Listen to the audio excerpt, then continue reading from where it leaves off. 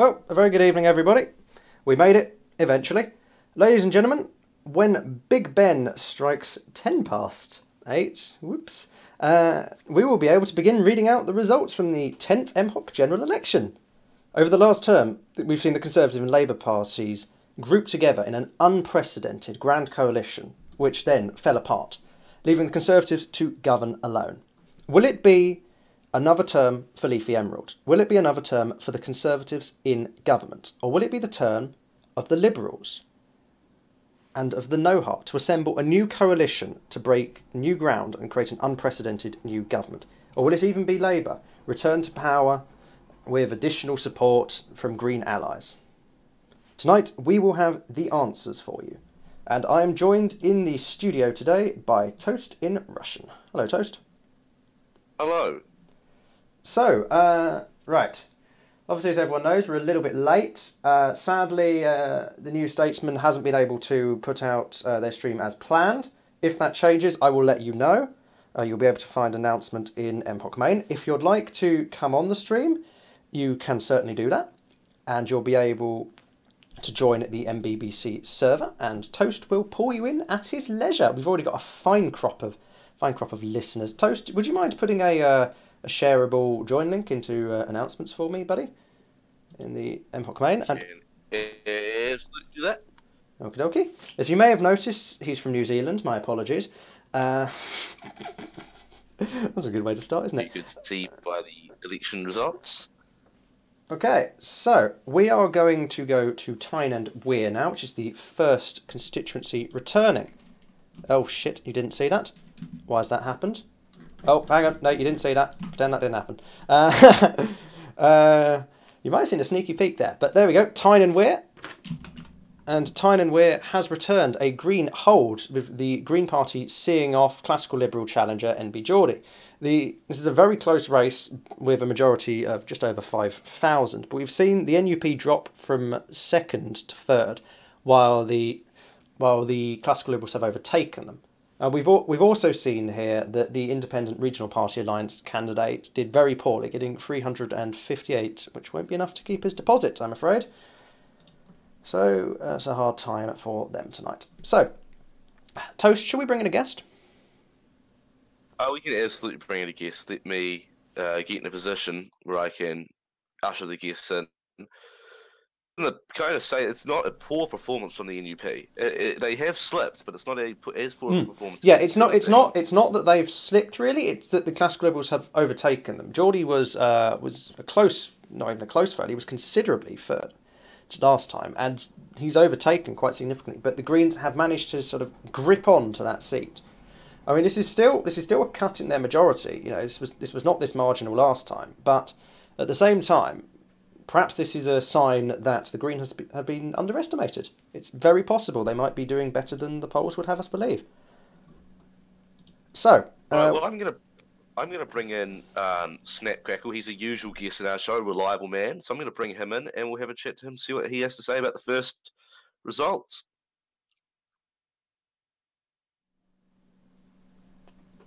Right, okay, he's just going to have to take a moment to put his push to talk on, and yes, so Snapcrackle, you've seen a result, clearly not quite the result your party was hoping for, being narrowly beaten out by the Greens, but still a step up. Just hold up for a second. He's just being a bit. Oh, here we go. So what are your thoughts? It's kind of disappointing, really, because it's campaigning brought forth by Geordie that is really representative of what MHOC should be during a campaigning season, because he worked his butt off day and night to just get by with the seat that he wanted. That he's like a local of. He's from Newcastle, so he should be able to represent the people of Newcastle as a local. Well, that's certainly a strong case, but I believe so is Trevor's. Yes, I would agree with you there, but Trevism has been known to campaign for places like Northern Ireland and in Scotland as well. So, well, your party leader has been known to campaign in Scotland, despite standing to attempt to be re-elected as the MP for Cumbria and Lancashire North. Well, that is a fair statement. But it is a very disappointing result to see someone who has such great potential to win this seat get destroyed by only a slim 5,000 vote majority. And the regional party alliance also stood in another one of the seats, one of the seats you're hoping to hold, Northumbria. What are your thoughts there? Do you think that they might fare better there, or do you think it will be an equally disappointing showing for them? I think it'll be a much better result, seeing as the current incumbent ran a very well fleshed out and well run campaign, especially with the so-called twist mentum campaign going through. Yes, but I'm interested in talking about the regional party alliance, the small independent grouping. They stood here. They were so small we couldn't include them on our bar chart here, sadly, because they got 358 votes. Do you think they'll fare better in Northumbria? Perhaps, but I don't think that small of a grouping would be able to move past a CLIB majority, as we saw in the last election, and the other parties vying for power, such as Labour in Northumbria, because it's such a large seat. Okay, well, I'm afraid I'm going to... Oh, sorry, Toast, I'm going to have to cut in. We've got another result coming in as we speak. Oh, there's the As It Stands screen, which I definitely didn't forget about. And so, Birmingham, Solihull and Coventry has reported in. And there we've seen the Libertarian Party United Kingdom gain the seat. The Libertarians have now come in first place, with the National Unionists in second, RMBs of the New Britain grouping in third, the Greens in fourth, and then Labour and the Lib Dems showing very poorly, not managed to keep their deposit. And this is a very marginal gain, a majority of 2,751 votes in it, which, as you know, anyone who follows elections can, that's not much. That could swing very easily. I think this is RMBs would be pretty happy at this point in time, looking at his vote share compared to the Labour vote share. But the NUP, they won't be happy at this right now. Yeah, and this is pretty disappointing for them. This is a disaster for Labour, because this was a Labour seat. So, you know, this is not good for them at all. So it looks like New Britain really have managed to eat into that Labour core vote. Just looking at the vote share, this was from a Labour seat, and they've dropped down to 5,759 votes. That's astonishing. It's actually what it does. It kind of shows you that little triple standoff there, where all three parties reckon they can win it, and then I think the NUP and New Labour would both rather the NUP one, and vice versa over the LPUK, and it just shows what happens when you don't actually work with other parties and you just all try and vie for it. You actually get the worst result. Well, at least what you believe is going to be the worst result. Well, here's an interesting question. Oh, sorry, go on to that. Go on. I think I'm just honestly very surprised that it went from a very strong Labour seat to an LPUK seat, where the LPUK are almost the exact ideologically opposite of Labour. So for them to get that much of a majority on Labour, and but not much on the NUP, and you wouldn't even expect the NUP to get that large of a vote share. It's a very large swing seat that I never thought would ever slip from Labour's grasp at one point. Yeah, it's quite notable. Now, the question, of course, is the Greens did very well there. So, have what we've seen, is it Labour vote drifting to the Greens, or is it a case that what we've actually seen is we've seen Labour vote going to the New Britain grouping? You know, it's the question is where is all the votes gone? I think the votes share of Labour has actually been split, like between multiple parties. As we've seen, it's been split towards Libertarians, it's been split towards New Britain, it's been split towards the NUP, and so on and so forth. And I think that Labour is really going to start to feel sorry, I'm struggling for the word here. Yeah, they feel the burn. They're going to feel the burn of losing almost all their vote share in that fashion. You see, now here's an interesting precedent, because if Labour is going to hemorrhage votes, this could be disastrous in the first past the post system we have for them, because it means they're going to start hemorrhaging votes to the right and the left at the same time. So this could be very bad for them. But anyway, we're going to see if this trend has panned out, because we're going on to our next seat. And our next seats, it's two of them, Hampshire South and Manchester City and South. Now, in Hampshire South, we've seen the Greens manage to gain the seat. They've taken this seat. And Hampshire South was originally a Conservative seat, so they've been knocked back into third place here. So it's gone Green, Liberal Democrat, Conservative, and LP UK, all with reasonable showings. Not a particularly safe seat for the Greens by any stretch of the imagination here. Majority of 9,000. It doesn't look. It looks like a pretty poor performance from the bottom two parties, but you got to commend Jake's Box and Zombie Rat for the close campaign. Good campaign.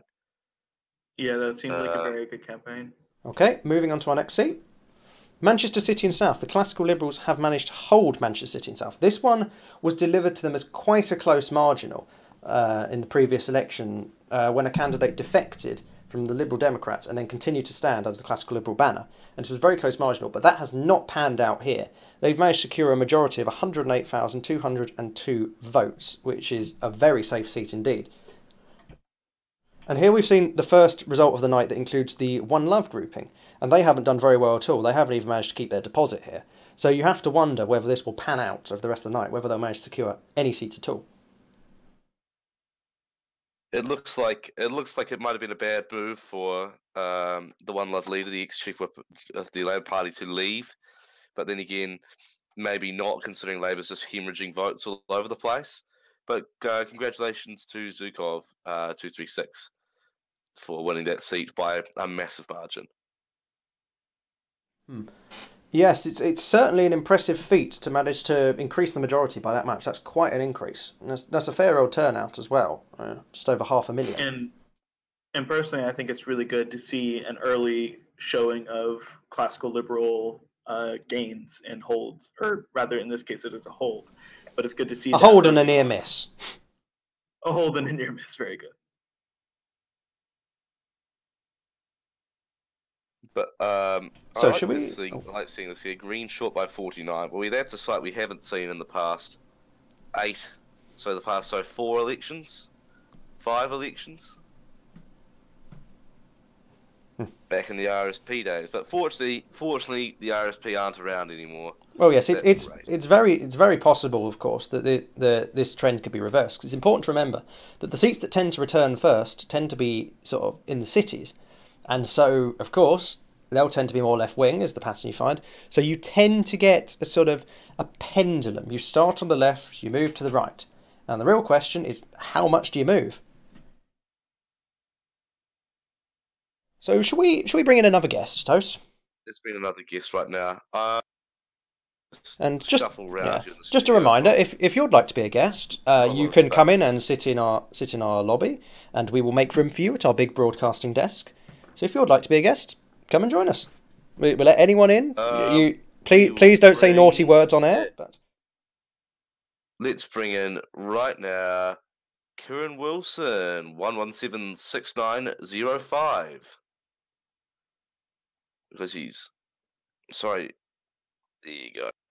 He's having a bit of trouble getting through the door there. It's a big heavy door. It's tricky. Like I've walked. It's very rusty. I almost broke my nose once. I walked into it. It was very painful. I wouldn't recommend it. That's definitely. I think walking in, I saw some sparks coming off the metal working over the door. I have to be careful. I can't be too sassy about the BBC. Otherwise, the Libertarians might try and privatise us. Ooh.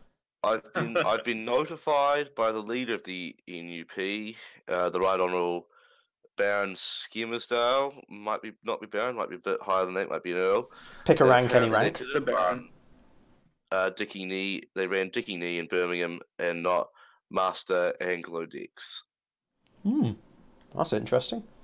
Who's going to tell the Electoral Commission? Not able to sort his mic out. We'll shuffle him out and we'll bring somebody else in. Just for the very brief meantime, he sorts himself out.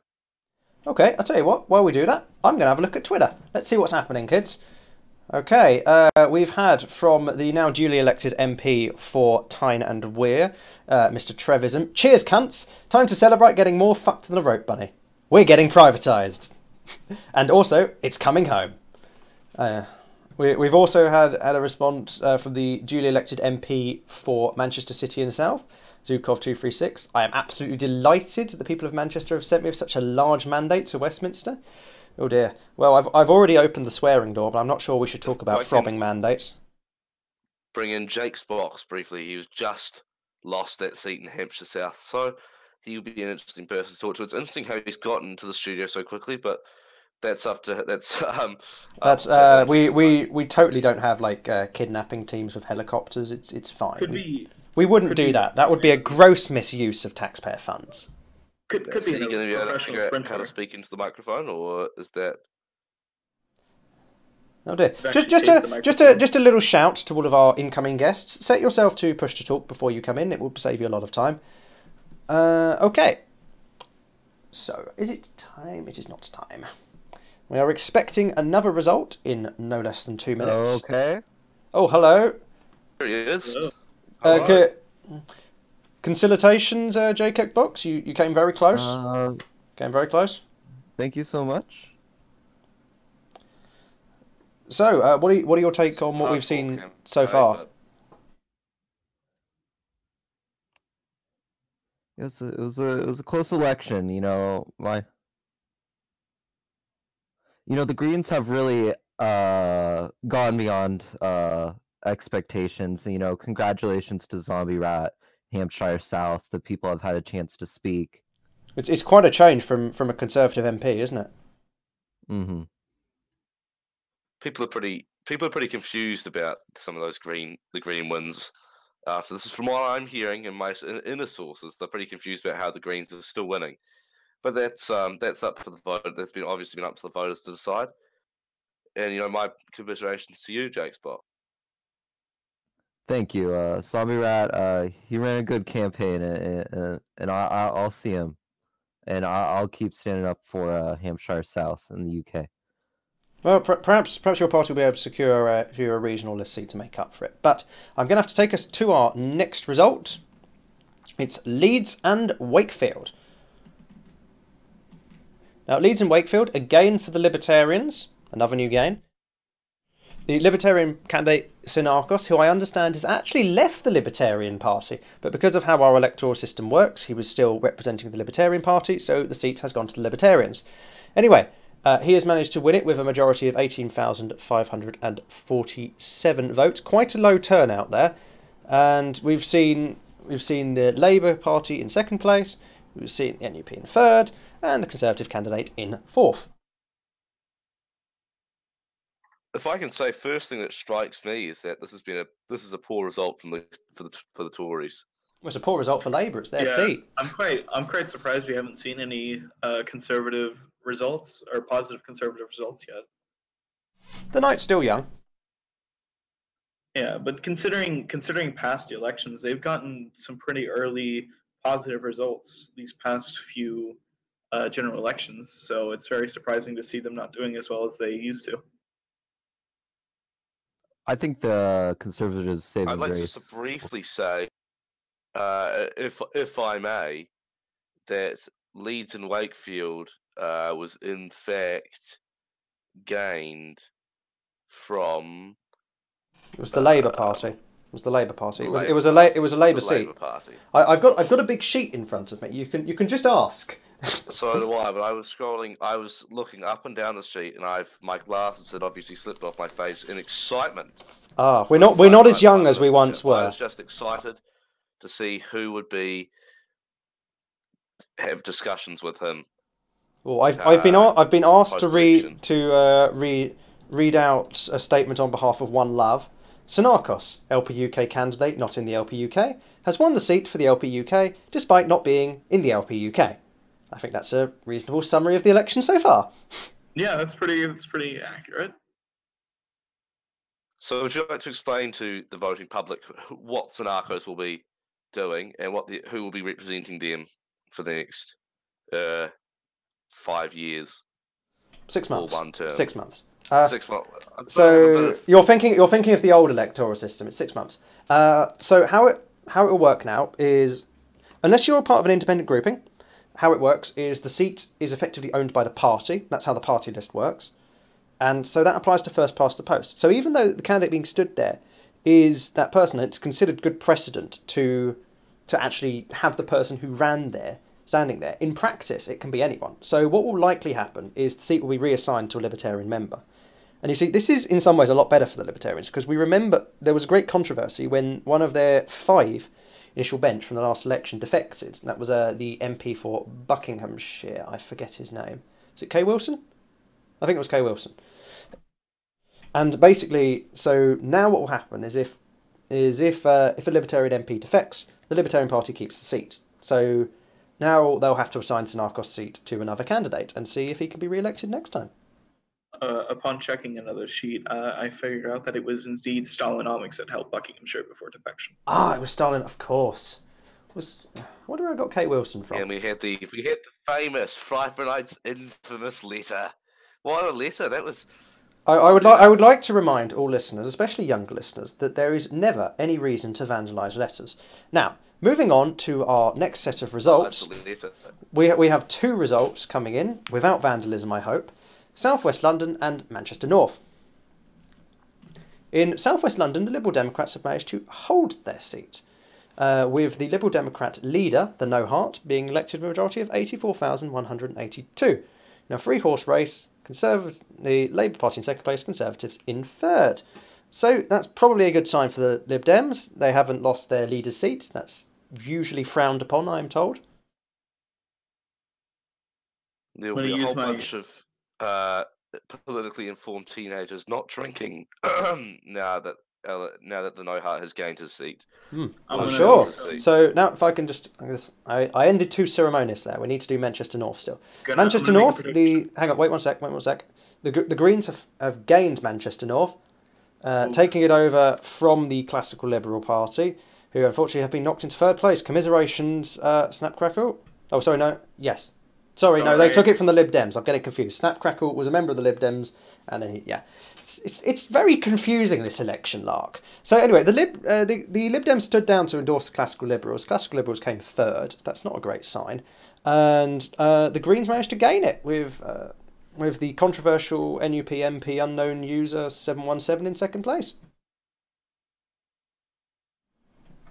Well, it was an unfortunate loss, but I have to hand it to the Green candidate for pulling through and making the Greens definitely something of a formidable fighting force. Well, yes. Let's see about if we can take some pressure off you, Snap, and have an extra guest in. Yes. Yes, I'll bring in a new guest. I would like to bring in right now. We're going to be bringing in the one, the only Red Machine, and I might be rolling Jake Box out shortly because he looks very tired, and it doesn't look like his wife's too happy. She's standing outside the studio. Now look at that, ladies and gentlemen. Green's lead. That really is I don't know what to say. Snap Crackle. This is what I know. I actually don't say. Snap Crackle. Thank you very much for being on the show. Goodbye. Thank you. Red Machine, what do you think of the results so far? Well, it's unfortunate that I don't get to see, fellow members of my party gaining seats so far. But, it's early days yet. We still have a chance to surprise. That's absolutely right. But it does look a bit worrying, doesn't it? That the Libertarian Party, the Green Party, and the Classical Liberals are all gaining seats and everybody else is sitting on none. But on the bright side, I suppose, at least for you, I couldn't say as an impartial member of the press, Labour it looks like they're hemorrhaging votes. Yes, it's certainly not good for Labour so far, is it? Yeah, I would have to say that they're getting their just desserts for their callous betrayal of the government. Right, I'm afraid I'm going to have to ask you to... I'm sorry, I'm going to have to ask to leave you there, I'm afraid. We're just coming in now with results from West London and from North London. In West London, the Conservatives have held their seat in what I believe is the closest marginal we've seen so far. 1,538, seeing off Liberal Democrat challenger O'Rage 38, with the Greens losing their deposit. Glorious Sin, not a good night for them. But Charlotte Starr has managed to retain the Conservative seat, which is the first Conservative win of the evening. So, not all bad after all. Very good win. It's a very good win. And You can see her out there celebrating on the live screen that we're watching. And, I'm sure you can. It's a good campaign. Positive campaign is what I've been like to be told. Also, can I briefly make a quick statement from 4-inch meat skid? The Conservative campaign. You may in one moment, but I just need to get the results for North London out. Labour has held the seat of North London with the Labour candidate Viljo beating off the Green candidate AV 200. Very, very close there. 2,543 votes in it. A lot of close seats so far, has to be said. Classical Liberal candidate King Ethan 15, so even I can't tell them apart, has come in 3rd place with 82,000 votes, and the National Unionists have lost their deposit. First off, AV 200 was removed from the House last term for failing to pass an activity review. So it's interesting how he came so close here. But what I do need to say, from 4-inch meats, the Conservative candidate from South East London has sent me this statement. I apologise to my party and the people of South East London for my poor showing. I must do better next time, but circumstances out of my control arose. Thank you to the 41,000 of you who voted for me. I shan't be going anywhere, and congratulations to the winner. Well, it's certainly good to see such sportsmanship on the campaign trail. Always heartening to see. Toast, are there any interesting happenings on Twitter? On Twitter, I'll just whilst I'm checking, can I comment on CU 1402? That is a pretty poor result for the NUP. I'm running against someone from the NUP in my own seat, so hopefully, hopefully the result will be somewhat similar in my constituency. Oof. What insufferable optimism! How do you manage? It's a gift. So basically, the LP UK are congratulating Sunakos for his time in the LP UK, but he's going to pursue more efforts in Northern Ireland. And everybody's congratulating the new candidates. There's no new hot takes that we used to see from Callum or Callum. So it's just we're just waiting for those type of people to come in with their new predictions of the seats. But what do you think, Red Machine? What are we looking at? Well, to be fair, in this early stage in the game, I think it's a little bit, preemptive to be making, any analysis on what's going to be happening. But be careful. Yeah. So just keep an open mind and just hope that more blues turn up as the night progresses. Well, perhaps these two constituencies will reward you. Next, we're going to Merseyside and South Yorkshire. Now, in Merseyside, Labour have held their seat with the Labour leader managing to hold his seat. So that's certainly a good result for them. He's the second party leader I think we've seen this evening, and the second to hold his seat. He's held it with a majority of 55,102, seeing off the classical Liberal candidate, Tommy One Boys. And in third place, the Libertarian candidate, rather unusually running against each other there. And I suspect they're going to be kicking themselves in the teeth, because if they had have worked together and had a single endorsement, it's very possible that Mr. Elliott would have lost his seat. And then we've seen the National Unionists and Conservatives lose their deposit. Hard luck to them. It's a poor result to the right wing, and it's just, it's a normal result. It's Elliott. He's a leader of the opposition. He's the leader of his party. He's going to win a seat. If I may, can I bring in some guests? You may certainly. Oh, just one correction. I've just had it whispered to me. One little correction. Trevisan kept his seat.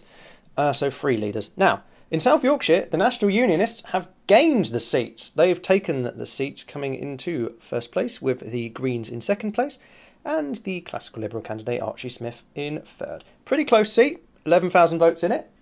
So that's an interesting result. And South Yorkshire. That's a gain from Green.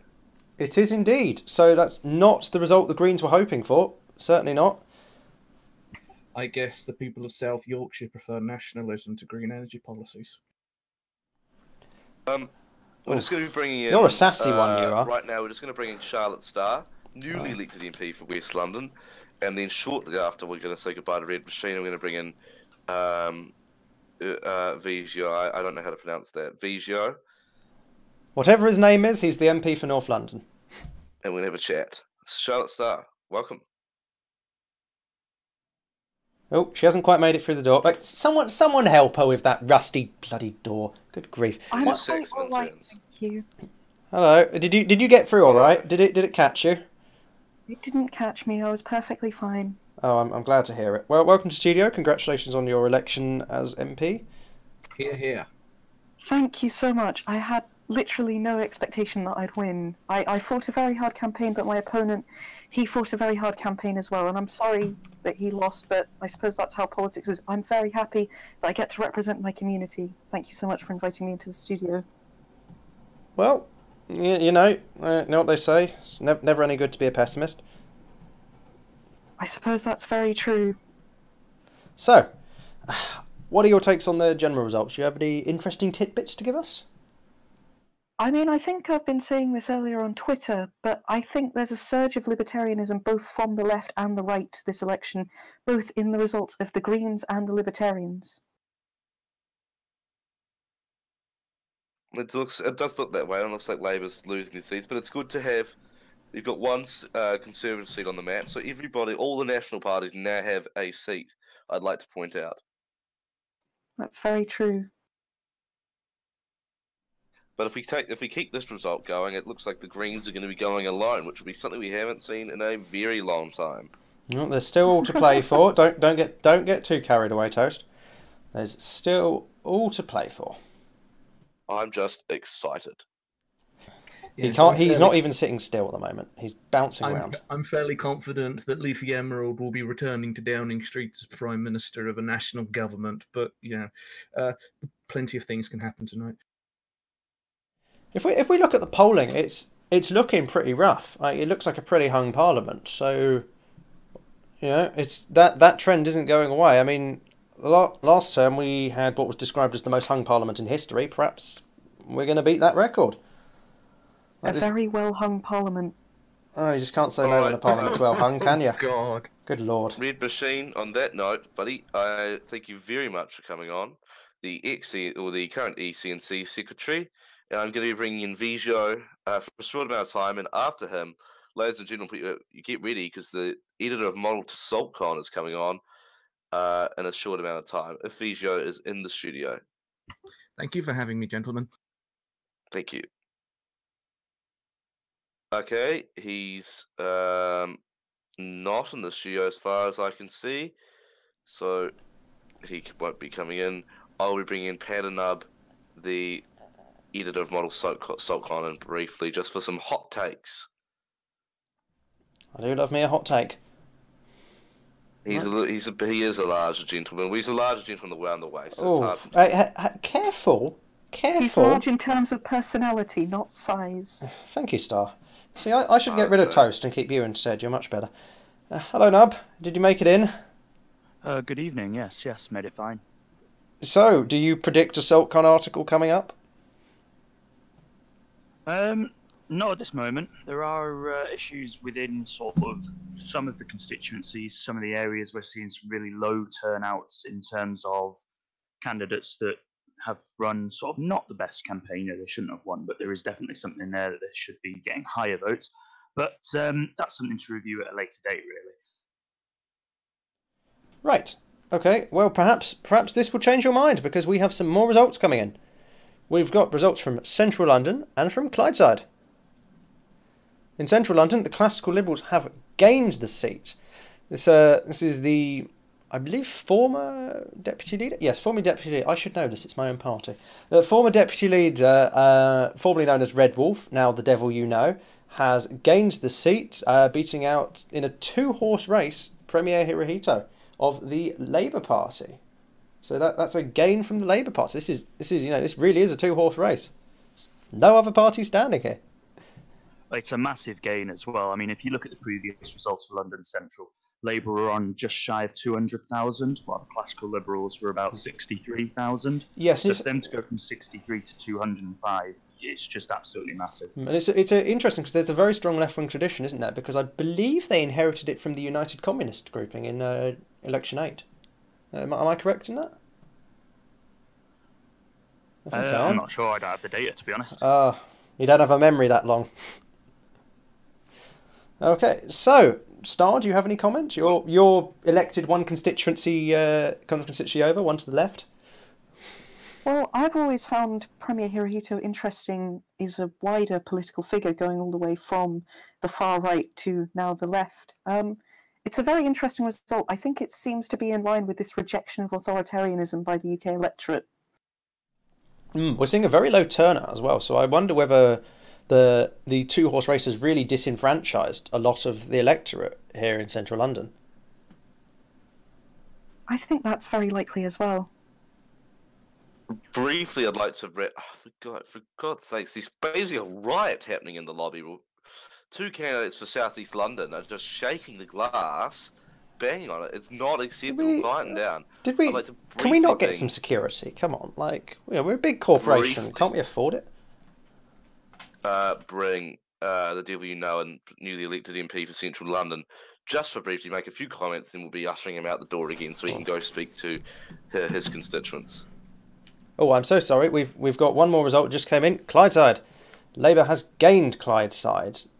Oh gosh, that's not a good result for the Conservatives and the Greens. It's 4 candidates stood and only 2 of them kept their deposits. Labour and the LP UK. LP UK's Paul Rand falling behind. Fair old majority for Labour. Again, Will Shakespeare. He was the ex-press secretary. Just one minor error here. That should read hold, but it reads gain. This is a Labour hold, not a gain. Do carry on. Have we got the duly elected MP for Central London in? Has he made it in? It's very dark in the studio. I can't tell. I think the leader of Model Saltcon is trying to speak briefly. Yeah, it's just another throwback. Just on Clyde's side, really quickly. Paul Rand for the Libertarians, 225,000 votes. Last election, 334 for the Libertarians. That is an absolutely staggering gain. I don't want to put that into percentage. I mean, the polling evidence we've searched shows that it could be a really good night for the Libertarians. Like, they could be the kingmakers. Hello. Do you want to speak? Sorry. Perhaps Red Wolf, we could have your live reaction because we have some more results coming in. It's hot and fast here. South East London and Derbyshire. In South East London, Labour have held in. My goodness, that's quite the race. 4 candidates ran, 1 lost their deposit, but we're seeing a very, very close seat. There's 10,000 votes between first and third, and a majority of 5,700. So about 6,000, then 4,000 between the leading 3 candidates. Labour have held South East London, though, seeing off Watench, challenger from the Classical Liberals, and Swordestan, challenger from the Conservatives. And that's a much more healthy turnout. 662,851. Much better turnout there. That's definitely a disappointing result. I'd say Watench is our best London candidate, even ahead of me. He's a very dedicated and talented individual, so it's definitely rough to see him lose the seat there. But I think overall, the Liberal bloc has been doing really well this election. I think that's going to continue. Do you think if the numbers are right, then a Liberal bloc government would be viable? I think that's definitely a possibility. I think it's a bit too early in the results to say definitively what the government can be, but I think that's definitely something that we could see by the end of the night.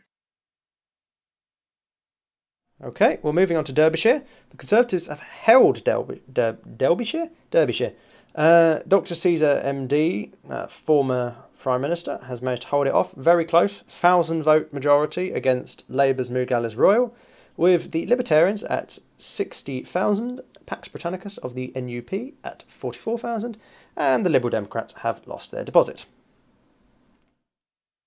It's quite a shocking result, if I can say, because he was the deputy he's the longest-serving prime minister in history, in Hock history. Yeah, he's been in Derbyshire for the last million years. It's quite a shocking citation result. Needed. Did they dig him up as a fossil? They brought him back to life with electricity. briefly, I'm going to ask the two of you to quickly make a statement because I've got another MP to come in, make a brief statement, and leave. So the two of you if you'd like to quickly make your statement. He's not going to do that. He's a bit shy. He's a bit shy. In the interest of time, we're going to bring Imperator Pastellini on now to make his statement. He sounds very excited. I can hear him shouting through the window. Let the other two people make the Star and Pat and Nub talk. Thank you very much, Divino. It's very good to speak to you. Congratulations on your constituency.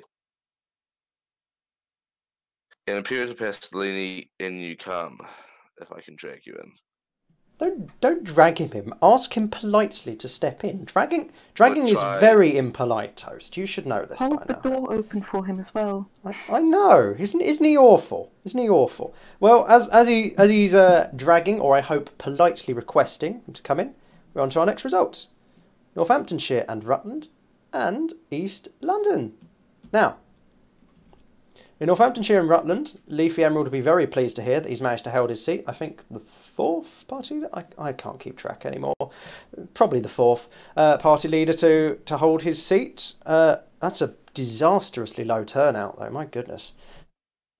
The Libertarian Party in second place after a strong and aggressive campaign against the incumbent Prime Minister. The NUP's Gandaloin in third. Labour's Wine Red PSY at fourth, and the Bloke Party independent candidate Ruradif lost his deposit. This is a majority of 47,982, which is a good result for Leafy, but he won't be pleased to see that it's a very low turnout. So it's very possible that he's not capturing hearts and minds at home.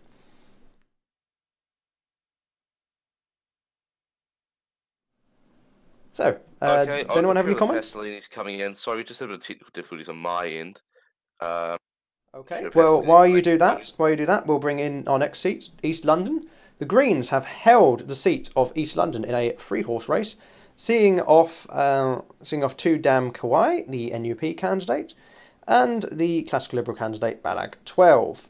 They have a majority of 35,000. Which is a respectable majority. A bit better turnout compared to Northamptonshire and Rutland, I think, but still not great. But the Greens have managed to hold on to their seats. And I think we have Imperator Pastellonian now. I'm sure he's very excitable at the moment.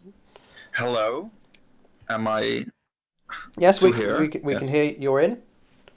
You are live. No naughty words now. I would like to thank all my constituents in Southeast London for re-electing me as their MP. I would like to thank, my two opposing candidates, Wittench and Southstand, did a very good job, and I'm actually quite surprised that I have actually won this constituency. I'm very happy that it has happened. And I would like to thank the Labour Party in this region for supporting me so dearly with the campaign, and all the volunteers and activists out there. Now, I'd like to ask you a rather cutting question. Now, in your constituency, it was a three-horse race. Well, there was a fourth one, but he lost his deposit. So, very close between yourself, the Classical Liberals, and the Conservatives. Now, if we were to group the Classical Liberals and Conservatives into right-wing, were to group you into left-wing, would you therefore accept that the fact that the right-wing is almost double your vote share is a valid criticism of first past the post? I think no, because if a Green candidate had stood and had campaigned here, then we would have seen, like North London, that a supposed left-wing turnout would be much higher. The Greens chose to endorse me here. I'm very grateful of that. But because they didn't, and they focused their efforts in this constituency to tell voters that they needed to vote for Labour, it has resulted in that I got elected, and that I am the biggest in this FPTP constituency. I do disagree with the FPTP system. Would you like to see electoral reform in that matter? Because could you say that it's difficult for you to represent a constituency where effectively you only have a bit over a third of the vote? I don't think that's so difficult, and I think I've been MP a long time. I've been MP for a long time, before this FPTP constituency system was in, we had a system of regional representation with national seats. And in that system, MPs used to mostly defend and represent their voters in that region. And there could have been more regional MPs. So I don't think it's difficult. And there are also regional top-up list seats here. So voters who don't feel represented by me in Parliament by my views, they can still have regional list seats MPs they could look out for. Okay. Yeah, thank you. Yes, I really do have to come in because we've now completed London, and so in addition to the constituency of Leicestershire, it's time for the London list. Now, in Leicestershire, Conservatives have held on to their seats. This is the kind of result the Conservatives were looking for here. They've managed to retain Leicestershire, quite an impressive showing, 65,800. So that's certainly what they want. And now the list results are just coming in as we speak. So go on, Toast. Go on, say what you want to say. It's a good result because that's a good upcoming man in the Conservative Party. He's looking like he's going to go places, and that's a good result. He'll be pleased with that. He'll be looking for a spot in the next cabinet. Oh, you're feeling very confident this evening. Okay, so, as I say, the London list has declared. So, in addition to that seat, the London list has returned the following. 1 seat for the Conservatives, 1 seat for the Labour Party, 1 seat for the Liberal Democrats, 1 seat for the Classical Liberals, 1 for the Greens, and 1 for the National Unionist Party. There are 6 list seats there. So, to repeat, that's 1 for the Conservatives, 1 for Labour, 1 for the Liberal Democrats, 1 for the Classical Liberals, 1 for the Greens, and 1 for the National Unionist Party. We can see Labour and the Conservatives are currently tied on their lead now. I like Padanub to make some comments, and then we'll shuffle him out, and then we'll shuffle Vijo in, because Vijo's been complaining for a little while. Bless him. A comment on... Just 1 second. Yes, comment on Leicestershire. We're seeing a consolidation of sort of right-wing and sort of moderate right-wing votes here. I mean, in the last election, the Conservatives sort of topped out at about 63,000, with the Classical Liberals and the National Unionists, as well as the Libertarians, all in and around sort of 33 to 38,000. So now that we've sort of seen Classical Liberals drop, we've seen sort of National Unionist votes rise, Libertarian votes rise, but also a massive increase in the Conservative vote there. And am I all right just really quickly asking a question to our guest Imperator? Go ahead. So you've had a bit of a turbulent time in Parliament last time. You were removed from the House for failing to vote enough as per sort of standardised rules. How do you sort of reconcile that with being MP again? How do you put people's confidence back in you? Well, I think by the fact that I was elected as MP for this area clearly shows that this constituency has faith in me being an MP, me next time showing up for Parliament and voting. I do admit that I've made mistakes, and we will be repairing. I will be repairing those. I will be looking out to votes in every vote from now on. But sometimes parliamentary duties for the Labour Party, duties in my personal life and my family life, may prevent me from voting. Okay, so thank you for that information. I'm going to move us on now because we have more results coming in. Going to Surrey and Dorset. In Surrey, the Libertarian Party have gained the seat of Surrey. Fairly slim, 8,728 votes in it. Conservatives in second place, Lib Dems in third, and former Labour leader Nuke Mouse in fourth. That's a rough showing for him. He's got less than half of the votes of the winner. That really is a shocking result. Another shocking result will be Padnub and Imperator Pastellini leaving the studio briefly. My goodness. And Vijo coming in. And Charlotte Starr will be leaving shortly as well. Okay, well, as that happens... Thank you very much, gentlemen. As that happens... Thank you very much for coming, but as you go, I shall tell you the results of Dorset. The Conservatives have held Dorset with the incumbent, AIF123, holding off against a Libertarian challenger with 14,178 votes. Looking, again, like a very good night for the Libertarians. Currently tied with the Classical Liberals and ahead of the Liberty Bloc, the Liberal Democrats. So could it be that a Liberty Bloc government wouldn't be no heart at all? It would be Prime Minister Friedmanite. Now there's something to think about. No being partisan now. To quote a quote that I've just been sent, not that I would ever say something partisan, because I've taken my Tory hat off and put my journalism hat on. He doesn't have a partisan bone in his body. Viper from Top Gun, God help us. I didn't know Viper was an active political commentator.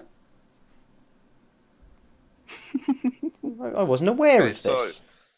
So I'm going to be bringing in Vijos in the studio now, and I'd like to ask him to make a statement that he wanted to make. Hi guys, I think I figured out push to talk. Wonderful. My microphone works now. Newfangled technology. I know. I've promised that if I won North London, I would release the audio of my interview with Lord Vitterting, and I would sing the red flag live on air. Now, you will not be doing that. I don't know if you'll let me. Oh, all right. I'll tell you what. Go on. You have precisely 1 minute. Go on. I'll give you the first. I'll give you the first verse. Also, Purple Surge for the folks waiting out in the lobby.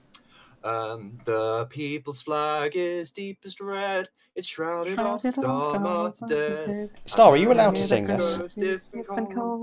The heart's blood dyed its every fold. So raise the scarlet standard high. Beneath its shade we'll live and die. Though cowards flinch and traitors sneer, we'll keep the red flag flying here. That was disgustingly, actually not particularly bad. I would like to point out the MBBC does not endorse singing. It should be banned. We are a firm. But anyway, perhaps someone will be endorsed in Glamorgan and Gwent. Oh wait, no, they'll be endorsed in Essex. Whoops, I don't know how to read properly. Never mind, we're going to Essex now. See, if only they taught reading in schools now. Essex Classical Liberals have gained the seat. They have gained the seat, beating out the Labour Party, who have knocked into third place now. I believe it's the Labour Party. Otherwise, I'm going to look very silly. Was indeed the Labour Party. The Classical Liberals have beaten out the Labour Party, taking the seat of Essex. Put them back ahead Friedmanite. So perhaps if it's the Liberal bloc, it could be Prime Minister C. Dockwra. You never know. But currently it's Conservatives in the lead, so don't get too optimistic. The Conservatives in second place here in Essex. Labour knocked into third, and the Libertarian candidate in fourth. Not a good showing for them at all, but it's a not horrifically unsafe seat. 21,930 votes. Not too bad. That's a pretty good result. Saunders 16 will be very happy. Him and his and the Chevalier Malafay. He will indeed. Disappointing result. So for Nottinghamshire, the National Unionist Party have gained the seat. We've seen in a free horse race, the Green candidate Electric Blue sadly has lost their deposit, and his remaining challenger, Disclosed Oak of the Liberal Democrats, has been knocked into second place. Fair or majority, 48,000. Vitterling, in fact, this is quite interesting because he defected to the Classical Liberals, citing profound disagreements with the National Unionist Party. So yes, it's now the National Unionists will have to reallocate that seat. We can actually hear from both the candidates. So Charlotte Starr, thank you very much for coming in. We'll be bringing in Saunders 16 and Vitate or Vitale. He has a name, and whatever it is, he's going to come on. Thank you very much, both of you. Goodbye, Star. To make space in the studio, I too will go, as I've been called to assist with something. Thank you very much. Our Labour HQ in absolute crisis. Of course. Admit it, you're getting the karaoke machine out, aren't you? We're getting the karaoke machine out. We're quite happy with this. All four of our leadership winning a seat, and I'm sure plenty more to go with the list seats, and hopefully some constituencies. Good lord, how many leaders do you need? 4. Good grief. Right. There's always enough. Thanks, guys. Thank you. Good night. See you soon. And Saunders 16 will be coming into the studio briefly. So, Vitaling, welcome to the studio. I'll be interested. I really do think you need to fix that door. It's horrific, isn't it? I nearly broke my back. Don't do that. You're the BBC. You should have the money to. Well, there isn't a magic money tree. I'm afraid I would love to keep you on, but unfortunately it's a bit of a bad line, so I'm afraid we're going to have to let you go, because we can hear ourselves. You might want to grab a pair of headphones, old chum. But we will come back to you a little bit. So, do we have Saunders? No, we don't. But as I say, there is no magic money tree to fund the BBC, as we are well aware. I, for one, make only a mere pittance of quite a lot of money. I, for one, it's got a 7 in it and a lot of zeros. In fact, I didn't even get my MVO last term, so Jesus Christ. You're okay. Excuse me, I just fell off my chair. Excuse me about that one. You see, this I think I've fixed it. We've got him back. Oh, yep, this sounds good. And Saunders, I believe, has just joined us, the new elected MP for Essex. My fucking chair, excuse me, my bloody chair broke, excuse me. That's very naughty land. I'm not sure if we're past the watershed at the moment. We really need to start getting some better chairs, clearly. I know, it's horrific. It's disgraceful. Right. Doors. So we'll put that on the list. In fact, I've just written. We have got a heck of a shopping list coming on. That we do. Okay, I'm going to take us on to some more. I'm going to take some more results. So next it's Lincolnshire and Cambridgeshire. Just be careful how I say that before I break watershed again. The Conservatives have held Lincolnshire. This is a fair old showing for them. They've got 18,609 votes in it for their majority over the Libertarians, with the NUP in third. With Britgale 5678. Now that's not a mistake. How do the NUP tell them apart?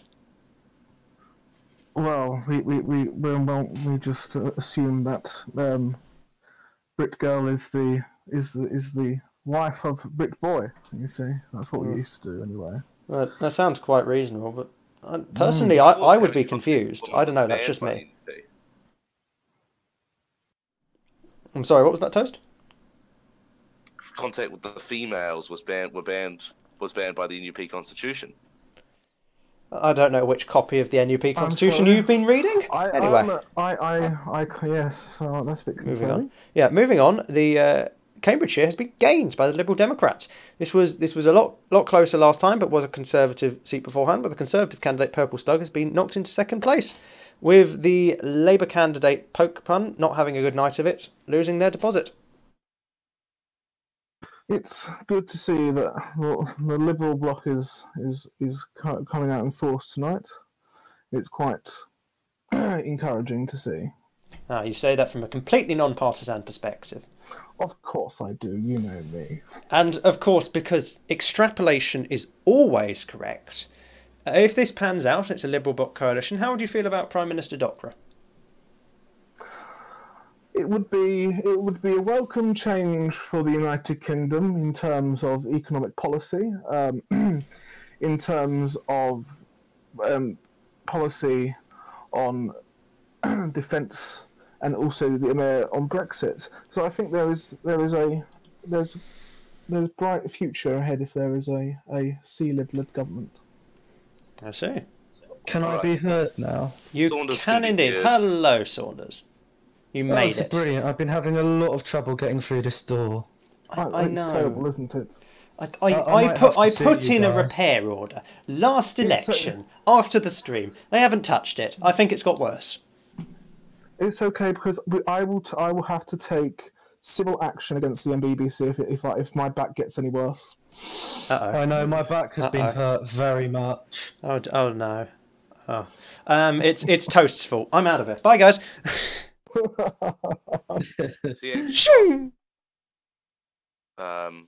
It's all Toast's fault. He didn't oil it. Gentlemen, I'm putting.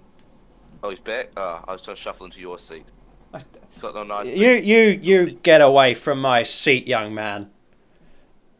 Nobody sits in my chair. Right. You tell him. And talking of seats, let's go to Glamorgan and Gwent and the East Midlands. which I falsely called earlier. I got too excited. It happens sometimes. I'm human too. Oh, you really? I thought you were just a robot reading the results. He's a cheeky one, he is. Why do we let him in?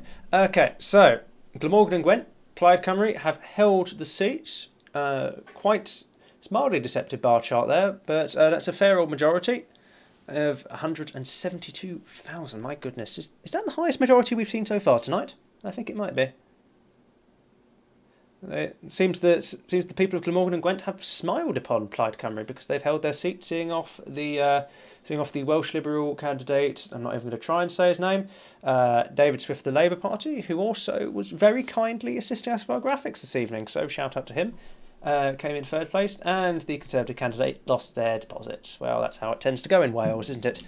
And moving over to the East Midlands list, as I say, now the cunning amongst you might be able to work it out, but for those who can't, in the East Midlands list, the Labour Party acquired a seat, Liberal Democrats acquired a seat, and the Libertarian Party United Kingdom acquired a seat. So that's, again, the East Midlands list, Labour Party, Lib Dem, LP UK. That is interesting. More seats for the Liberal.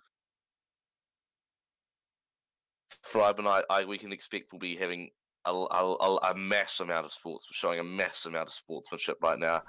You know, shaking hands with all the candidates. He's a true gentleman. I don't know what you're implying. But like I said earlier, it looks like to be for the Liberal bloc. I have to add, I think Labour Party are doing a lot better than expected.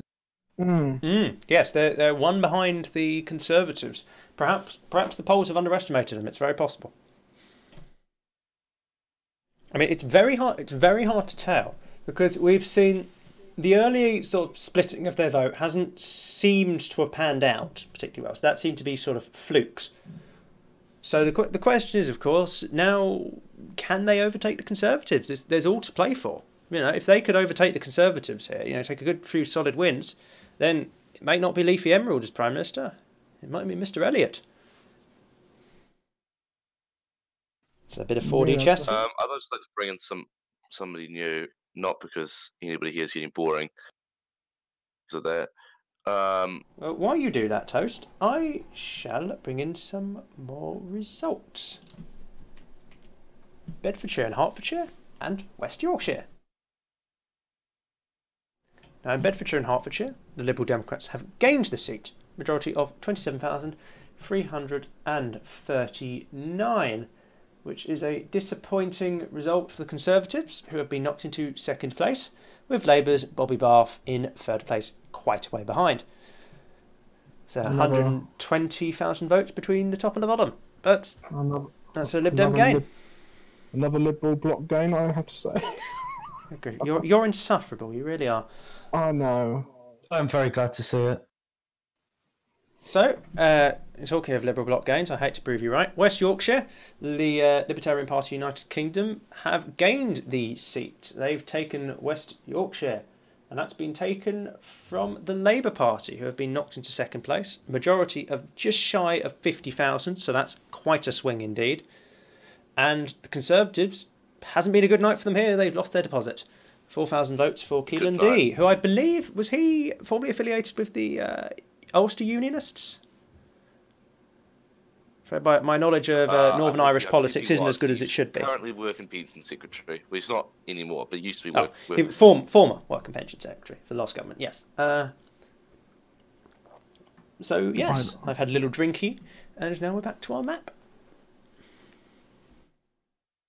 You know that health and safety requirements mean that you shouldn't be drinking on the job? It's only water. Look, I keep the booze safely contained.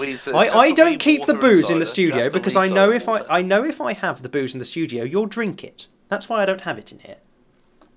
I mean, but you know, it's just. I'd like to point out that I am one of the first chancellors in the Impoc history to drink Irish cream in the house. Did you have one before, during, and after your speech, by any chance? Yes. See, this is why we have syntaxes. I was supposed to be bringing in a candidate, but I did not. So I will currently He bring got in- distracted I'll now thinking of bring in Irish cream. Karen Wilson, Certainly. and then we will say goodbye to one of these two gentlemen in the studio shortly. Kieran, hello. So he made it in? I do believe he's struggling a bit. Oh dear. It's just a very it's a difficult very door. difficult door, isn't it? I know, it's horrific. Saunders, we haven't heard much from you. What are your thoughts about Essex? You seem to have... I notice you've managed to keep your clothes on while you're in this studio, which I certainly appreciate. I didn't think I'd be able to be quite honest with you, but I'm very happy. I'm quite glad you've managed to resist the urge to strip. I'm sure you are. Yes, I mean this is why we went on radio just in case he stripped. No video feed. Yes. But on the matter of seats, Nottinghamshire. Yes, I must point out.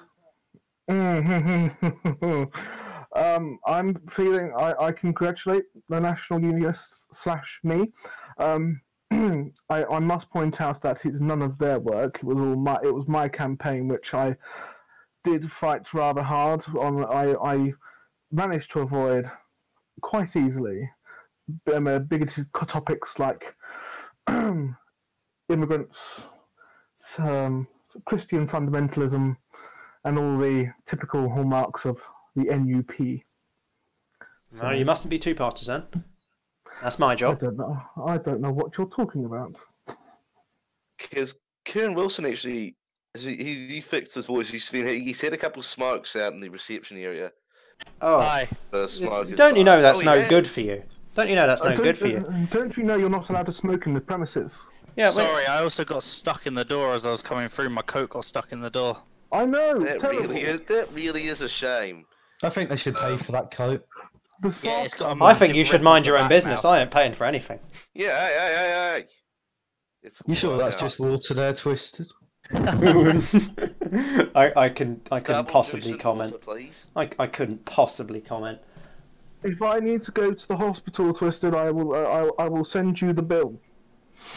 That's all right. I won't pay it. Well, then it just go to Toast. Toast. That's all right. Toast can pay it. And then it will go to the taxpayer. Yeah. Well, that's the way these things go. That's the way she blows, son. That's the way she blows. So, we'd like to talk about this? Talk about the election. Kieran Wilson. Go. Yes. Hello. He doesn't seem to be going. Hello. Okay, Wilson, go. Come on. Speak. Hello. Speak. We can hear you. Stop saying hello. Just say something else. Yes. So, the election. Yeah. So, There's an echo in here. Hearing everything that went on. There's an echo in here. It's my TV. Have you brought a TV in here? What? Yeah. Why do you think you had trouble getting through the door? This isn't my fault. I didn't tell you to bring a TV in here. You did that of your own accord. I am not paying for your medical bill. I am not paying for your coat. You lose. You get nothing. Good day, sir. I mean, are we not interesting enough for you? You have to No. bring TV as well. It's terrible. Right, back to the election, yeah? You have to be quick. We've got a result coming in. You'll have to talk quickly. Do we have any running results? We do, but he wants to talk. So, no, I was just going to say, congratulations to my former party. Thank you very much, Saunders. Toodaloo. Don't interrupt him. I would like to respond to Twitter allegations. I am not drunk, except on live. I am a very jolly man with a very, very bad door. Furthermore, I'm not drunk. It's 8 o'clock in the goddamn morning. I mean, he's a foreigner. I apologise to the National Unionists listening. But I'm not actually drunk at this point in time. No, I'm just having a good time.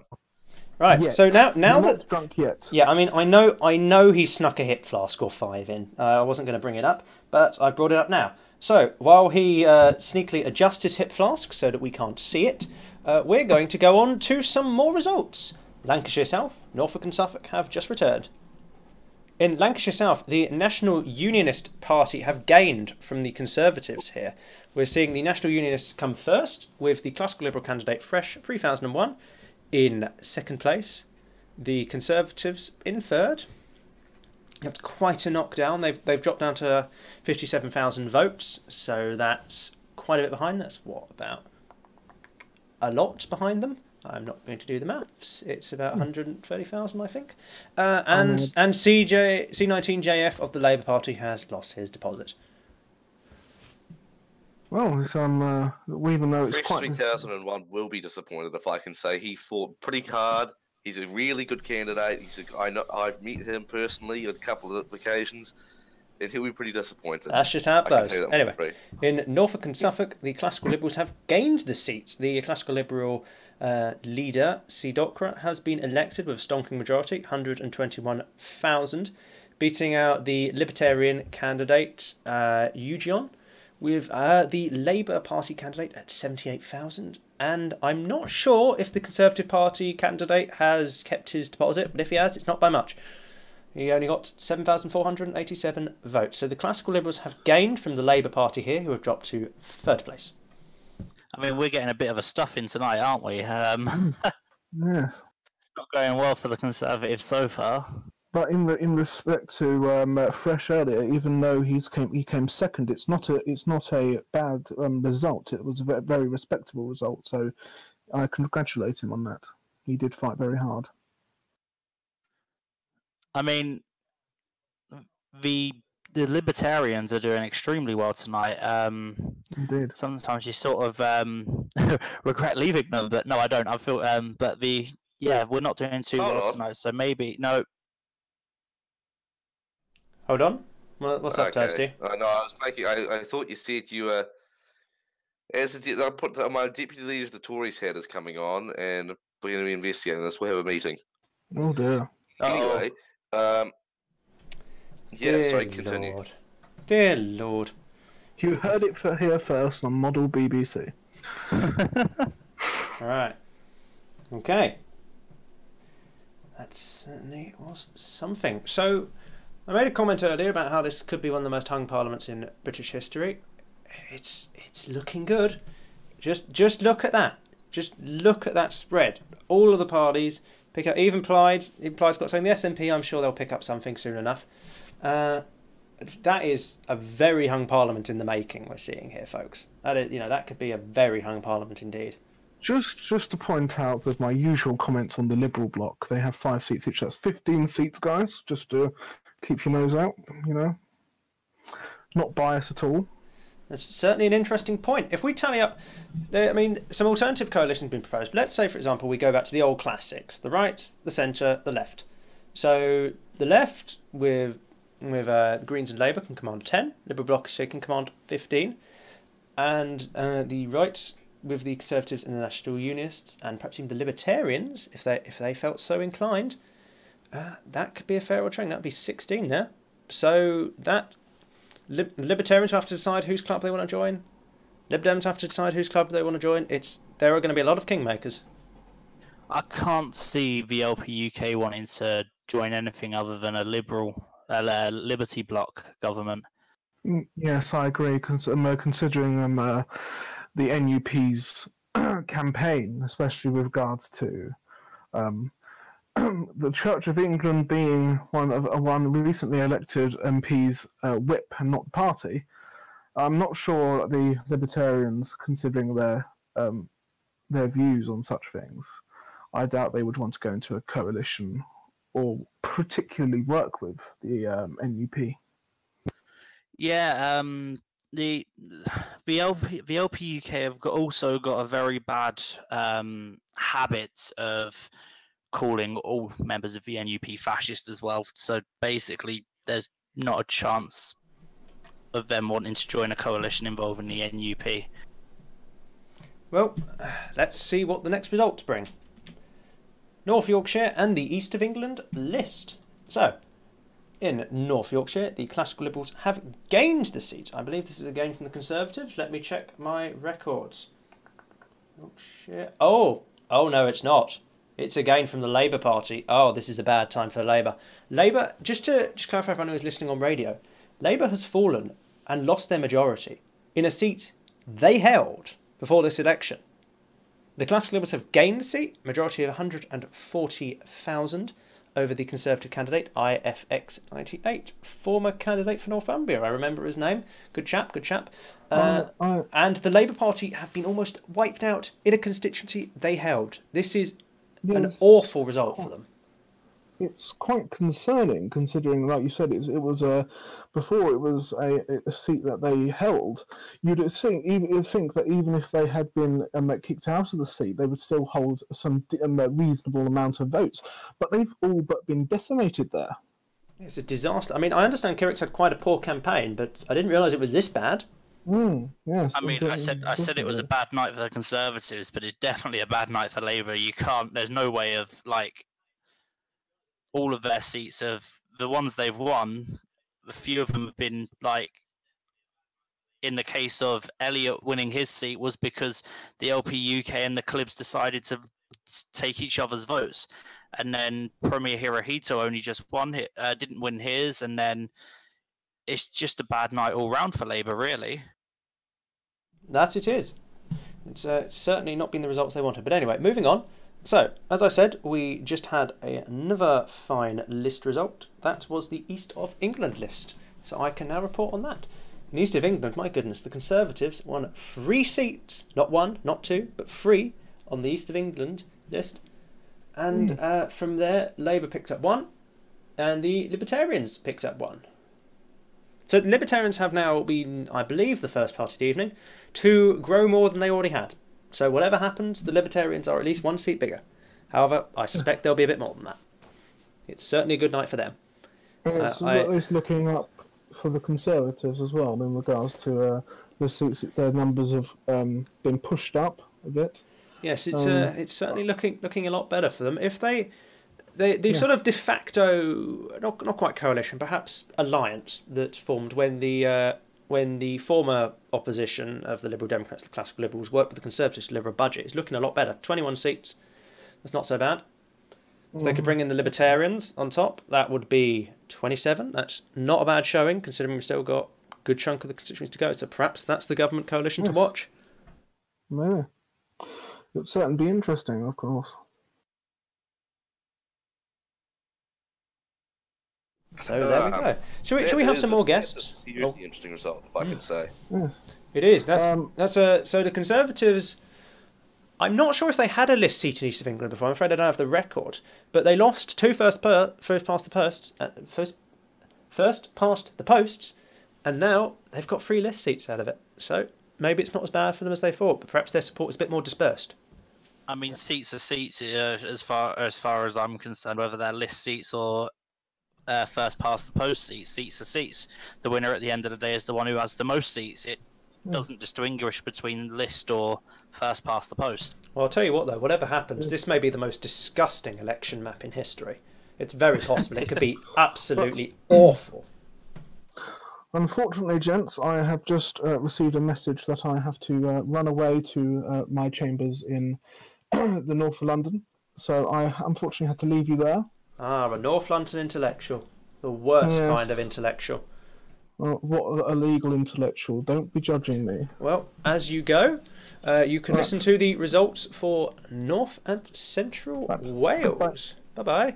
And as you go, the Plaid Cymru have gained. That means they've taken both first past the posts in North and Central Wales. Very narrowly beating out the Welsh Liberal candidate. What are they? Welsh Lib Dems, is it? Yeah, Welsh Lib Dems. Wagbo, with a majority of 1,623. Greens, Bwni Camraig in 3rd, and the Conservatives lost their deposit in 4th. And so now Wales is complete, and we're expecting very shortly we will have the Welsh list, which should be exciting. Yeah, we haven't done great in Wales. It's a poor showing for the Tories in Wales, especially that was one of the key targets they're going to be looking at. But I mean, especially for Bwni and Wagbo, that's pretty poor. Wagbo worked really hard in the last budget. I would have liked to see him win a seat. Why is our ticker showing Tyne and Weir? Oh, well, there you go. That's our budget cuts at work. Sorry, as you were. For some reason, we had our ticker come back on, the one we turned off because it was faulty, and now it's just come up. Should time and where? Oh, so it's obviously a very confused ticker. Let's bring somebody in, if I may now. Who wants to come in? Let's bring in the start with C. Docra, leader of the Classical Liberals. That might even it out a wee bit. And then if somebody else wants to come in, they can tell me, and we'll kind of. Oh, actually, let's bring Victor HR in, who just. Very timely. Very timely. Let's see what he has to say. Victor HR, of course I know who you are. Don't worry, you're a very important man. You'll have to speak up. I'm afraid you'll have to get a bit closer to the mic. You in? You have to be a little louder, old chump. You can't be too shy on live on air, I'm afraid. He's speaking from the door. Sorry. Yeah. Are you what a gentleman! He's holding the door open. No. What a gentleman. So certainly a good result for Plaid, isn't it? See, yeah. What do you think of that? Absolutely, yeah. It's been an amazing night for Plaid Cymru, and I'm glad to say that. Well, I'm proud to. I'm proud to wear my Plaid Cymru rosette tonight, and I hope more Plaid Cymru gains will come with the Welsh list. Well, I'll tell you what, son. It's time to find out. So, we have the constituency of Kent, which I believe Toast has a certain affinity to, and the Welsh list coming in. So, the Conservatives have held the constituency of Kent. That's quite the majority for Toast, 178,989, rivaling for the highest majority there. That's an impressive turnout as well. Good turnout against Free Horse Race, Libertarian candidate Alexander FM, and then the Labour Party have lost their deposit. It's not a good night for them in Kent. If I hadn't have left the LP UK, I would have been standing in Kent myself. Oh, so you dodged a bullet there. Oh yeah. I'd like to just start up by saying, well, firstly, I've left Kent. I went to Kent, won, and immediately raced back to the studio. I'm really, really happy to be re-elected as the MP for Kent. I'm not going to let people down. He's fast, isn't he? And that's really good. And it is a good result. It's a really poor result for Labour. Didn't even show up. Alexander FM, all he did was, he got a fact sheet from Friday night saying. Hang on a moment. Not too partisan this on the partisan. It is a bit partisan. Okay, I'm going to have to move us on. We're going to the Welsh list now, which I'm sure Victor will be very interested to hear. Now, the Welsh list, we've had 1 seat for Labour, 1 seat for the Liberal Democrats, and a further seat for Plaid Cymru. So Plaid Cymru has now peaked. This is the most seats they can get, unless someone outside of Wales has really done a good write-in. Plaid Cymru have got 3 seats. So that's a step up. How is Victor still in the studio? Yes, I'm here. Yes, it's absolutely a magnificent result for Plaid Cymru. Remind me, you had 2 seats before, I believe? Yes, had Glamorgan Gwent and a list seat. Yes, so how do you feel now you know that both first past the post and a list seat has returned for you? Like, how does this affect Wales? Well, I'm sure it will affect Wales in many ways. As you know, Plaid Cymru is a nationalist party. We support an independent Wales, but it may mean that there is now support for an independent Wales if the Brexit deal doesn't go as planned for us. So is it a referendum now? Is it UDI? What's happening? Well, there are many factors that affected this result, I'm sure. But you have to remember that we are a nationalist party, and I'm sure that also had something to do with the result. Quite possibly, and you've certainly shown a record of strong regionalism at the very least. So now I'm going to move us on to our next set of results, if that's all right with the two of you. Shropshire and Staffordshire and Humberside. Now, in Shropshire, the Liberal Democrats have gained. We've seen them have a majority of 98,637 over New Britain candidate AKC8, former leader of the Labour Party, now leader of the New Britain grouping. So that hasn't gone fantastically well for him. we've seen that Reagan, 0 of the NUP, came third. Catton Elvis, fourth. And once again, Labour has lost their deposit. Mad for Matt Smith, 6696. So, well, they're going to be paying a lot of deposits tonight. That's an awful shame.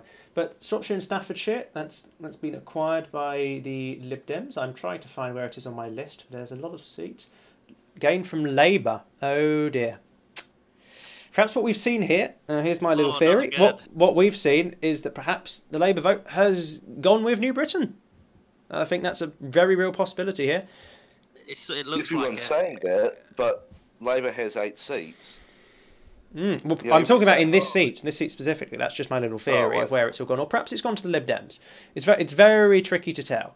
Very tricky to tell. So no. Okay, briefly, I'd like to bring attention to the studio because he's been complaining for quite a while. We might say goodbye to Kieran Wilson, who's Good night, Mr. really Wilson. good to see him. Thank you very much. Goodbye. Very good evening. Much. Have a good evening. Thank you. You too.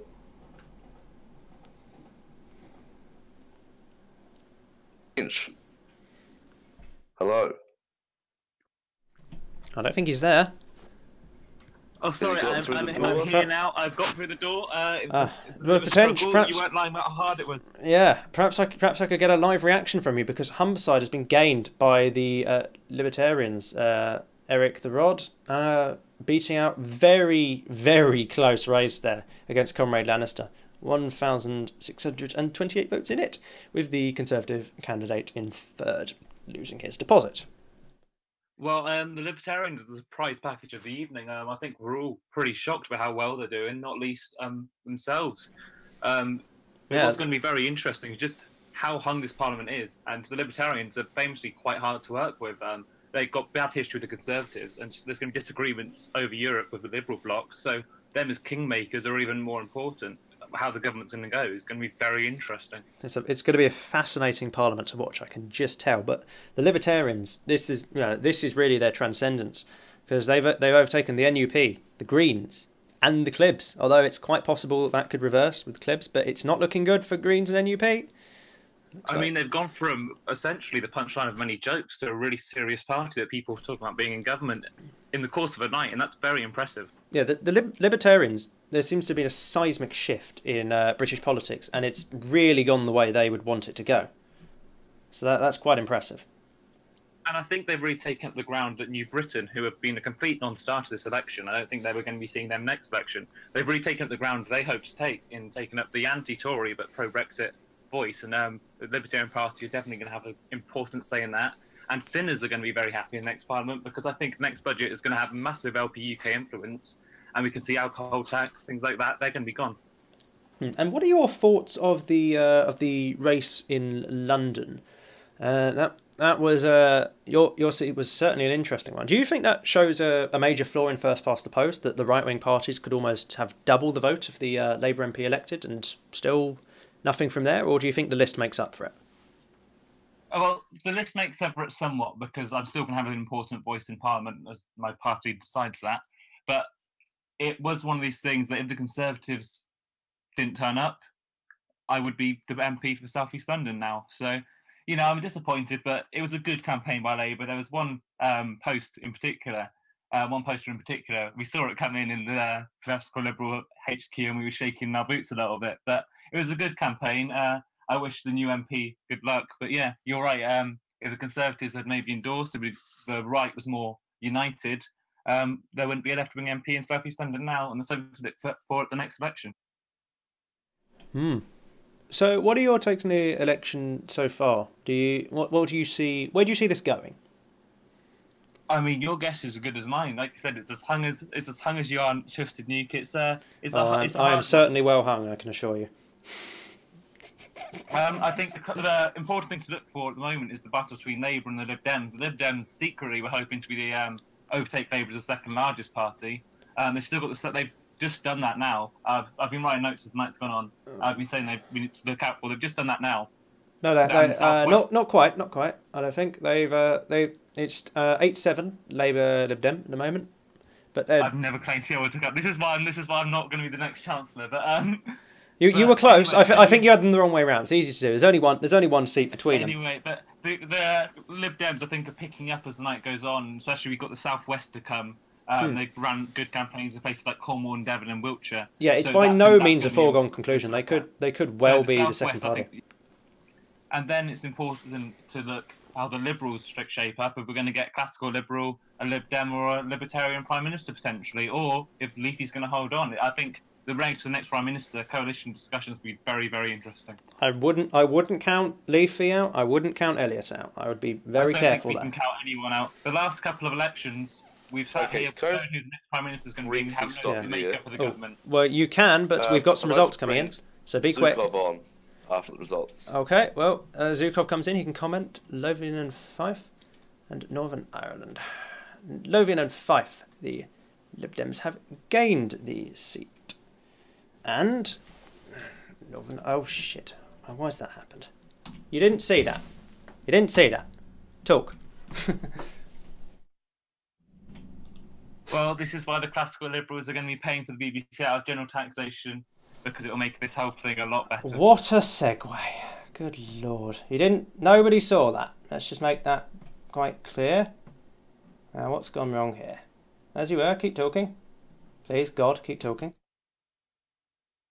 Alright, I'm going to bring Zukov in. Zukov, hello.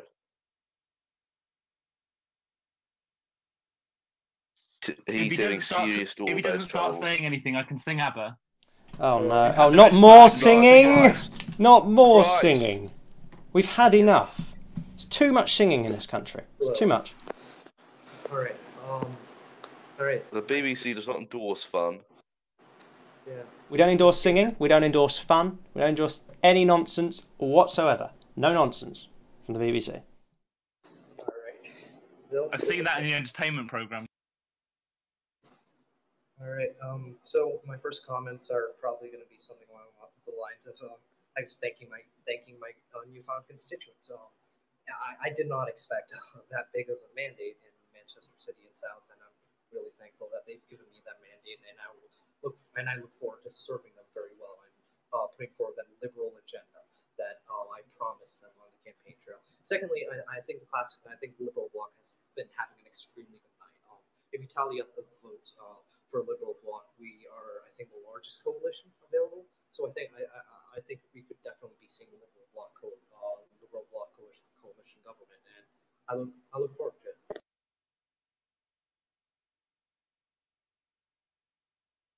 Fantastic. I'd like to also note that I forgot to bring Will Shakespeare, and I walked straight past him, so he'll be coming in. We'll just have a 3-guest bonanza. So I'll bring the him on question now. I do have about a Liberal bloc government, though, is what agreements they're going to have on Brexit, because there is a wide variety from Lib Dems, classical Liberals, and especially when you include the Libertarians, and that's going to be a very important part of the next government. I think it's something that will be a lot more difficult than people maybe expect.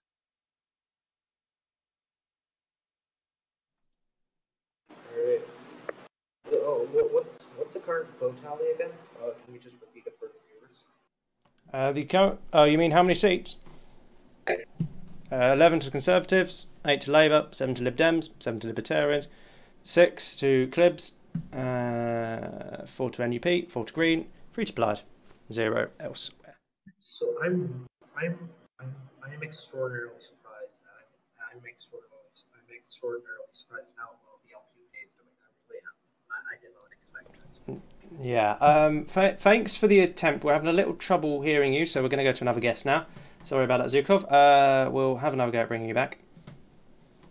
Can you hear me now? Nope, sorry, we're still having a lot of trouble hearing you, old son. So I'm bringing in Mel Gravy now. Will Shakespeare's in the studio. He can have a chat, and then Jack Wilfred will come on afterwards.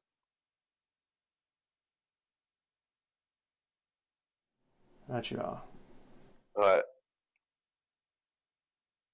Hello. Okay. Who can anybody hear? Kieran Wilson. How Hello. did you get back in here? I don't know. You're not supposed to be here. Are you lost? Yeah, no, he's not supposed to be. Mel Gravy. How did he get through the door this time?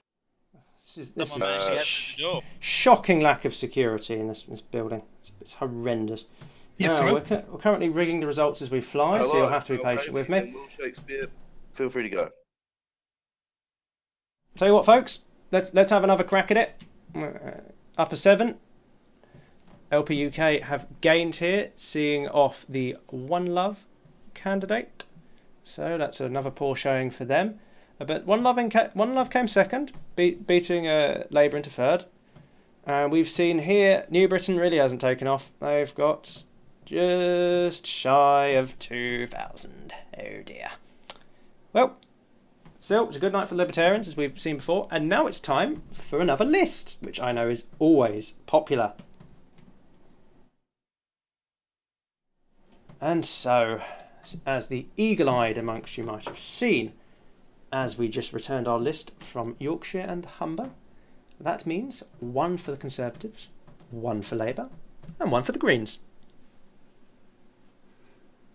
It really is an interesting night if you look there. I mean, if you look at the results overall, it's possibly the most hung parliament I've ever seen. You know, I think we'll be getting people arguing to go back to first past the post after this, because Good it just grief, provides. I do hope not. No, I don't think. Just look at South East London. That's what you get with first past the post. You have to be careful. Well, can we not? It's still too soon. I forgot you were still here, Tench. You've been quiet as a lamb. I'm manager in the corner. No comment. And I just had to say that the coalition talks are going to be extremely interesting. I think they're going to be really quite tough, depending on how the next few seats goes. I mean, I know we're not allowed to sing, but if we were, I'd be singing "The Rumour Happens" from Hamilton, because I mean, I think everyone wants to be in that room right now, finding out who's going to be the next prime minister and what the government is, because anyone's guess is, yeah, I was going to say a good one, but it's going to be a bad one. Nobody knows what's going to happen. That is certainly true. It is anyone's game this evening. It really is. I mean, we've also seen really good results from people like Plaid Wales. Plaid Wales? Plaid Cymru. I don't know how to say Cymru. That's all right, no It's one does. foreign to me. It's foreign luck. Anyway, but we've seen good results from Plaid Cymru. We see good results from SNP. We've got to remember that dimension as well from the Celtic coalition. I think that could be also be very important that people are forgetting about. Do go on. Well, I've got to say, I think the classical liberals will hold a lot in the upcoming negotiations. So that's good for you both. that's certainly quite possible. Oh, don't say that. Don't start doing yourself down.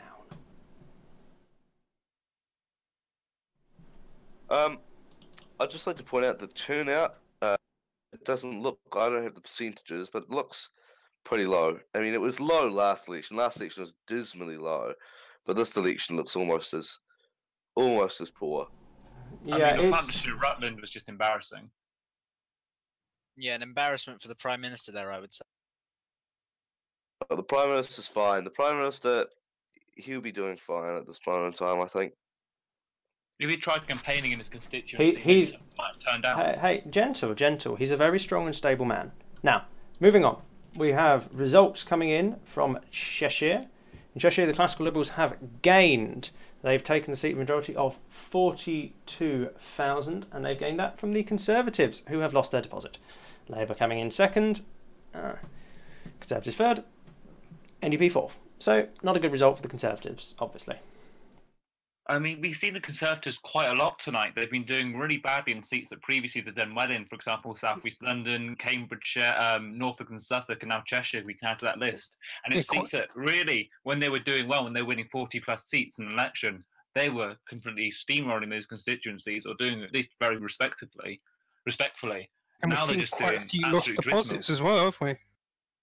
So not a very good night. I think this is the second time in the night we've seen a party that held the seat lose their deposit, as well as Labour in, was it Norfolk and Suffolk, Kirricks? Somewhere like that. It's the second time we've seen it tonight, and it's going to be really embarrassing for the Conservatives, who've been completely decimated in the north by the Classical Liberals. And you did expect that when you were looking at the national polls earlier, which said the Tories, that's a great advantage. the Conservative But campaign has... if you looked at the national polls, you would only be expecting Labour to get 2 more seats, but it doesn't look like that's going to happen. Yeah, it looks like the polls may well have underestimated Labour. It is very possible indeed. Labour dug in well in a lot of key seats, though. Well, I think Labour ran a very good campaign in the areas that they ran in.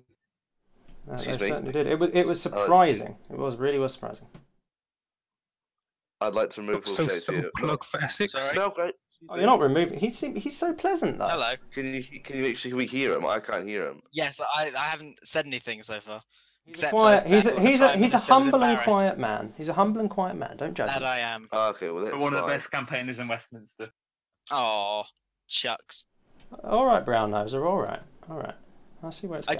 I just want to make an observation, which is that whilst Labour's not done particularly well in the constituency so far, we've more than made up for it on the lists, where we've won on every list except for Northern Ireland.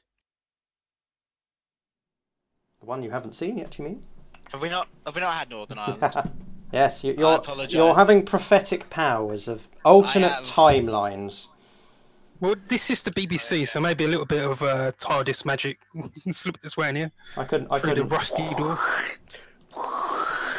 Oh, that's an awful cold you've got there. That's my toast and TARDIS right there, boys. Oh dear. Sounds like a man with the flu.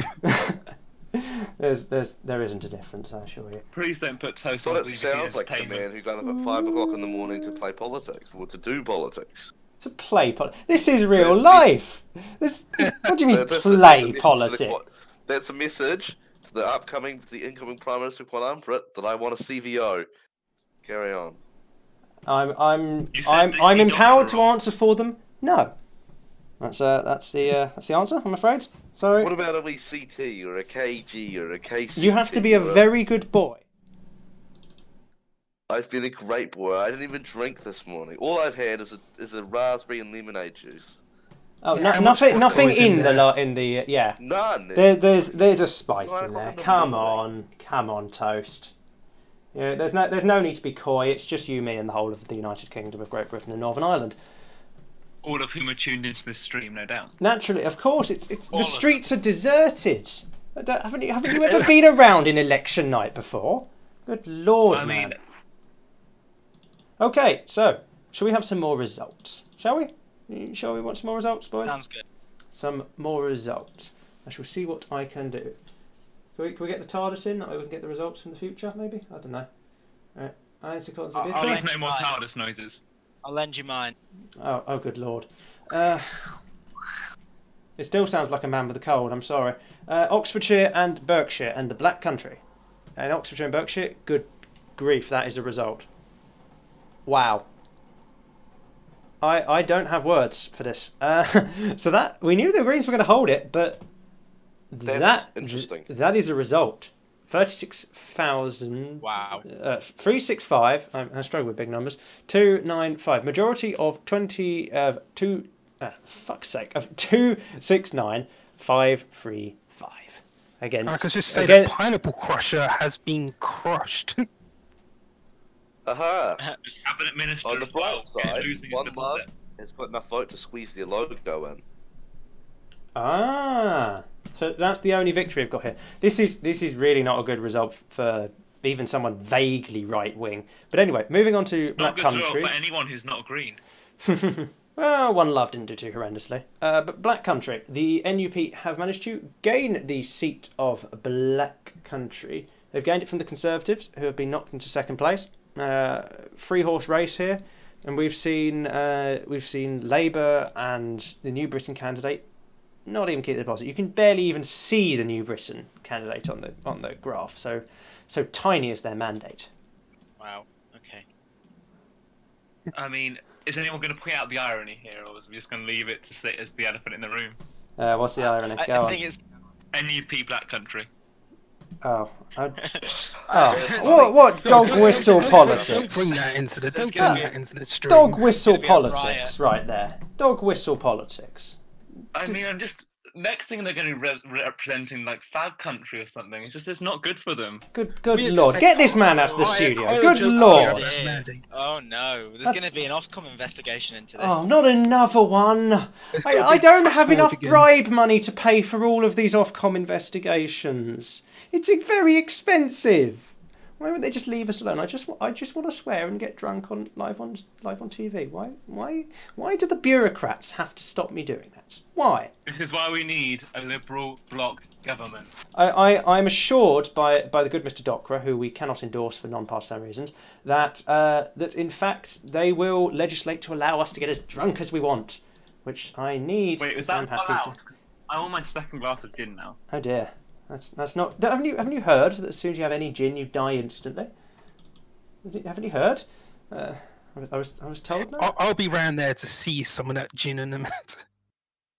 Good lord, I'm going to need a drink after this. I know, isn't it? So it's the people's gin now for all to share. The problem with socialism is you eventually run out of other people's gin. Yeah. Okay. You quote Margaret Thatcher. Just for ironic reasons. He doesn't do it every day. I always put. Doesn't that get you expelled from the party if you start? Only if you do it unironically, but that was ironic. Oh, right, you are. Okay, shall we have some more results? That's the right answer. Cornwall and Devon, and the East, West Midlands, the other Midlands, East. So, from Cornwall and Devon, the Liberal Democrats have held the seat. I believe the Conservatives were in second place last time, but they've been knocked down to third.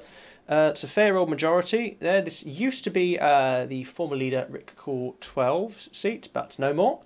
Now it's throwaway Ravenclaws, who's held a majority of 44,000. Moving on, as I say, we've just had a list return. That was the West Midlands list. Now, the cunning amongst you will be able to work it out, but for those who aren't, Conservative got 1 seat, Labour got 2, Greens got 1, NUP got 1. Must say, from a classical Liberal point of view, we've really dried up recently. Yes, it's the surge is looking less good, isn't it? I mean, we still got the results from the North, Northumbria and Cumbria. Hopefully we're going to win both of those seats. But as far as list results recently, it's not been looking as maybe we hoped. Well, there are still lists to return. I wouldn't panic too soon. I have to say that we've already outdone my earlier predictions about the Labour vote. I think you've outdone most people's predictions. There's still a lot to go. Labour are going to be very happy going back to the next Parliament. They expect it to be decimated, and they're coming back probably as the second or third largest party, and with a massive say in the next Parliament. It's going to be very interesting to see how that goes. I think the two main stories we're seeing so far are the Libertarians and Labour. You know, the Libertarians have now overtaken the classical Liberals, which, you know, even though we all expected a bit of a surge, I don't That's think quite the surge, isn't it? that coming. And at the same time, you know, there were some suggestions that Labour could drop to single figures. Now we're at 11. So yeah, So demonstrably not the case. Yeah, the only way is up. Seems that I mean, you say that you are currently 9 seats below where you were. I mean, you know, I wouldn't get too cocky. I mean, yes, but we are so much better than people said we would be. I mean, and comparatively, when you look at the Conservatives, Labour are doing, as a percentage-wise, better than Conservatives are. Conservatives went into this campaign on a high. Their campaign was frankly non-existent, and I think all the goodwill they got from passing a budget is completely been lost by the voters because the Conservatives didn't look like they cared. Yes, the voters are fickle people, so I am told. It's certainly not the result they were looking for, is it? Leafy Emerald might be looking for move his vans in the morning. Oh, poor Leafy. You wouldn't do that. Poor young Leafy. He was my boss in the Whip's office once. I'll do whatever I want to Leafy. Oh, good lord. Do I want to ask? No, I don't. Terrifying, I assure you. Listeners, the tears you may be able to hear, I can certainly see them. They're getting all over my desk. Stop crying, man. Stop crying. I'm going to have to mop this up now. Good lord. Why do we let the guests in? I don't know. Whole new meaning to water the shed. I'd like to bring some more people on and rotate these Labour people out, and we'll get some Libertarians on. Ouch. So rigged. Big oof, eh, boys? Big oof. Thank you very much, Will Shakespeare, with Tench and Malgrave. You've been fantastic, which Thank it you does for pay having me me. to say. Thank you for having me. Good night. Well, as you go, let's have some more results. We're having Hampshire in North and Northumbria. So perhaps we'll see if the Clibs can retake a bit of that magic. Hampshire North, Conservatives have gained.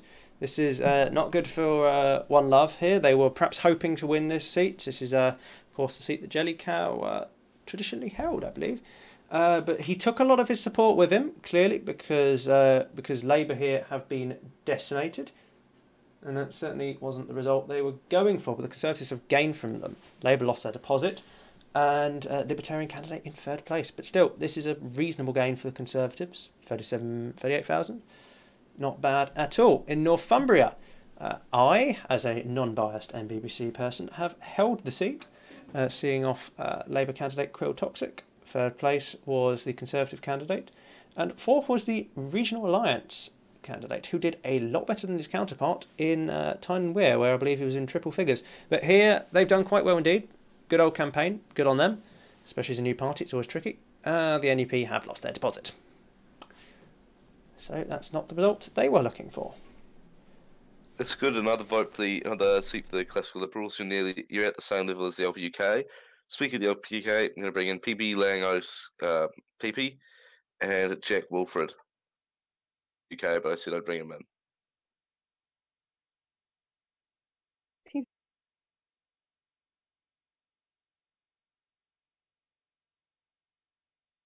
Right, do we have? Has she made it in? No, stuck in the door again. No, but like just stuck in the door a little bit. It's a tricky one, that door. It's a tricky one. Oh, hello. Hello, we've got someone. I'm not sure who it is, but we've got them. Come into the light, young child. Come into the light. It's Jack Wilfred.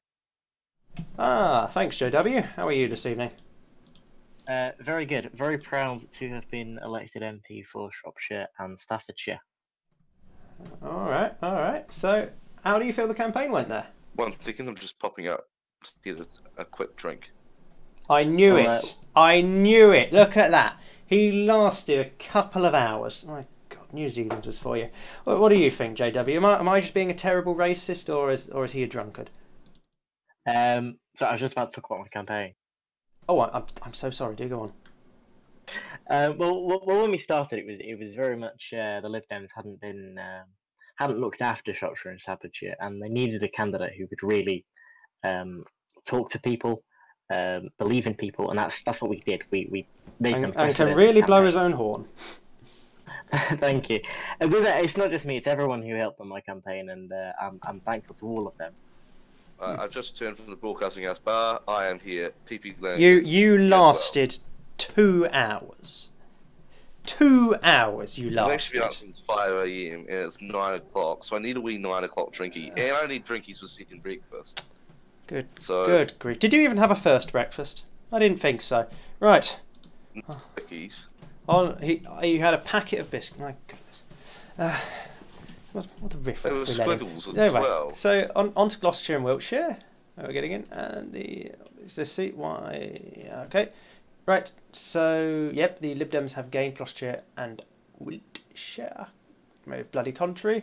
That majority is bigger than the second candidate, the Labour candidate's entire vote by 2,000 votes, but it's bigger nonetheless. Cranbrook-Asprey in second place. Conservatives in third. That's not quite as decimating as it looks. They've still got 11,000, but still, that's not the results they were looking for. And Gloucestershire and Wiltshire, oh dear, it was a Conservative seat. Oh dear, oh dear. That's not the result they were looking for, was it? So, yep, the Conservatives have been knocked down there, and that was certainly not the result they were going for. Certainly, indeed. Now, as I said, we've completed the North East, as the percent of you will have noticed. That means it's time for another list. And so, we've seen in the North East, the Conservatives have gained a seat, Labour have gained a seat, and the National Unionists have gained a seat. So as we're starting to see the country really filling in, a lot of seats full up. It's really looking very, very hung indeed, but it's not looking as bad for Labour, perhaps as it's thought, because it's all about comparative. Yes, it looks like they've shrunk, but it looks like a lot of other parties have shrunk as well. A lot of parties have gained as well. It's certainly quite a realignment away from the legacies of two-party politics in this country. It's very hung. I don't know how the country's going to progress with Brexit or progress with like matters that need support from majority government if with a house like this. Well, you never know. Perhaps in this new sort of political age, it will be a time for cross-partisanship, for people to step up to the plate and start working together. You never know. You never know. Did our guests get through the door? I think they did not. It's rather a pity. Now, to those of you who aren't in the loop, as this has been happening, there's been a by-election in Northern Ireland, and we are promised that soon we will hear the results of that, as well as Northern Ireland, which I believe is soon to be finished counting. Apparently they are fixed. Apparently they are through the door, but it doesn't look Hello? like. Ah, hello. Who's made it in Hello. now? Yes, I've made it in. Ah. That pesky door. How are you? I'm doing very good. I'm very happy with my results. Yes, I assumed you would be, Pippi. Your campaign targeting Grimsby seems to have done the trick. Yes, it has. And I beat Stalin, which was nice. And not Stalin, crap. I beat Land. I think Stalin's dead. I'm not. Whoops. I'm not sure if that's a Freudian slip, but I'm pretty sure Stalin's dead. Isn't he dead? I mean, I hope so. I hope so. I mean, he must be dead. Stalin's dead. What? You are a strange woman. You're a very strange woman. Yes, I'm sorry. I'm having some. You're having flashbacks to World War II. Yes, exactly. Oh dear. Oh dear. Snape Crate, has this been going on for 3 hours? No, it's been going on for 2. See, look at the state of British education. He can't even count. Can't even count. Good lord. There's only half an hour left. What do you mean only half? You should sound a lot more upset about that, mister. There's half an hour left. Tragic, isn't it? Oh, the humanity! I've only sworn twice in 2.5 hours. You could Wow, give me that, at that was very. I've sworn more than you actually. Good grief. So it's a good thing I'm virtually immune to P45s. Otherwise, I'll be in trouble. See, the thing is, you always have to worry about someone upstairs listening. But I am the one upstairs. So I'm pretty much good, whatever happens. Like, you don't get rid of me. I'm a national treasure. Yeah. And I promise I'm not drunk. I'm just a bit weird. Okay, so shall we have some more results, Toast? We'd like some more results. Absolutely. Okay. Some more results you shall have. Somerset and Bristol and Northern Ireland. In Somerset and Bristol, the Libertarian leader Friedman Knight 19 has gained the seat he has coveted for so long, beating out the Conservatives who have gone into second place. Now, Somerset and Bristol was a Conservative seat, but it's not anymore. In third place is the Lib Dems, and one can imagine the majority he would have had if the Lib Dems had have endorsed him here. The NUP in fourth place, and the Greens lost their deposit. Oh dear. So, that's again... It's not a good result for the Greens, nor a good result for the NUP. Again, a very good result for the Libertarians, who are now tied as largest Liberal Party with the Lib Dems. And in Northern Ireland, the Ulster Unionists, sitting with the Conservatives, have gained the seat of Northern Ireland, the first past the post seat. There's still the list to play. And so, that's Eels Madge, 99, beating out Angela Merkel of the DUP, Esteban 06 of Alliance, and the SDLP candidate, well, that's not a deposit they're keeping. Look at the result there. That's a standing vote in favour of the union, if I can say so myself. It is. That's quite a swing when you consider that this was a Sinn Féin seat before. Sinn Féin was the leading party, and we've just seen such a collapse of nationalist parties. Like, I mean, some say the SDLP is soft nationalist. If they're the closest thing to Sinn Féin here, at least they are colour-wise. Just look at that, 2,500 votes. Well, Northern Ireland, please make its mind up. Pick one.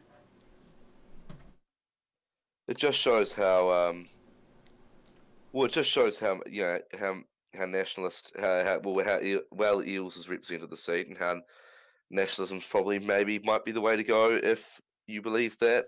Not that I believe either way. Yeah, I've also just been informed by my earpiece that in Stormont, the Stormont by-election has returned a Conservative win as well, an even larger mandate there. Second place being the Alliance candidate, who's significantly behind. Fortunately, we don't have a graphic for that because this is generally dedicated to the main election. But there you go. So that's 2 wins in Northern Ireland, 1 on Stormont, 1 at Westminster. If I could just add a comment. Sure, comment whatever you like, man. I think Alliance have done well there, but I think they need to really sort of get together a strategy that can reach out, because they can't really change lives from close second and close third. I'm just going to bring in 4-inch Meat Skid, who wants to have a word in. Ah, he's snuck in, has he? He snuck in. Is he going to make it through the door? And then we'll be bringing on Angela Murkay. Well, that's good, because we have the Northern Ireland list on the way shortly. That takes a little more calculation, but effectively Northern Ireland is multi-member in all practical terms. So I think it's the last of the multi-member seats. Yeah, so it used to be a few more were, and the oldest in Northumbria was. The rest of the seats, but no, it's the last multi-member seat in the country.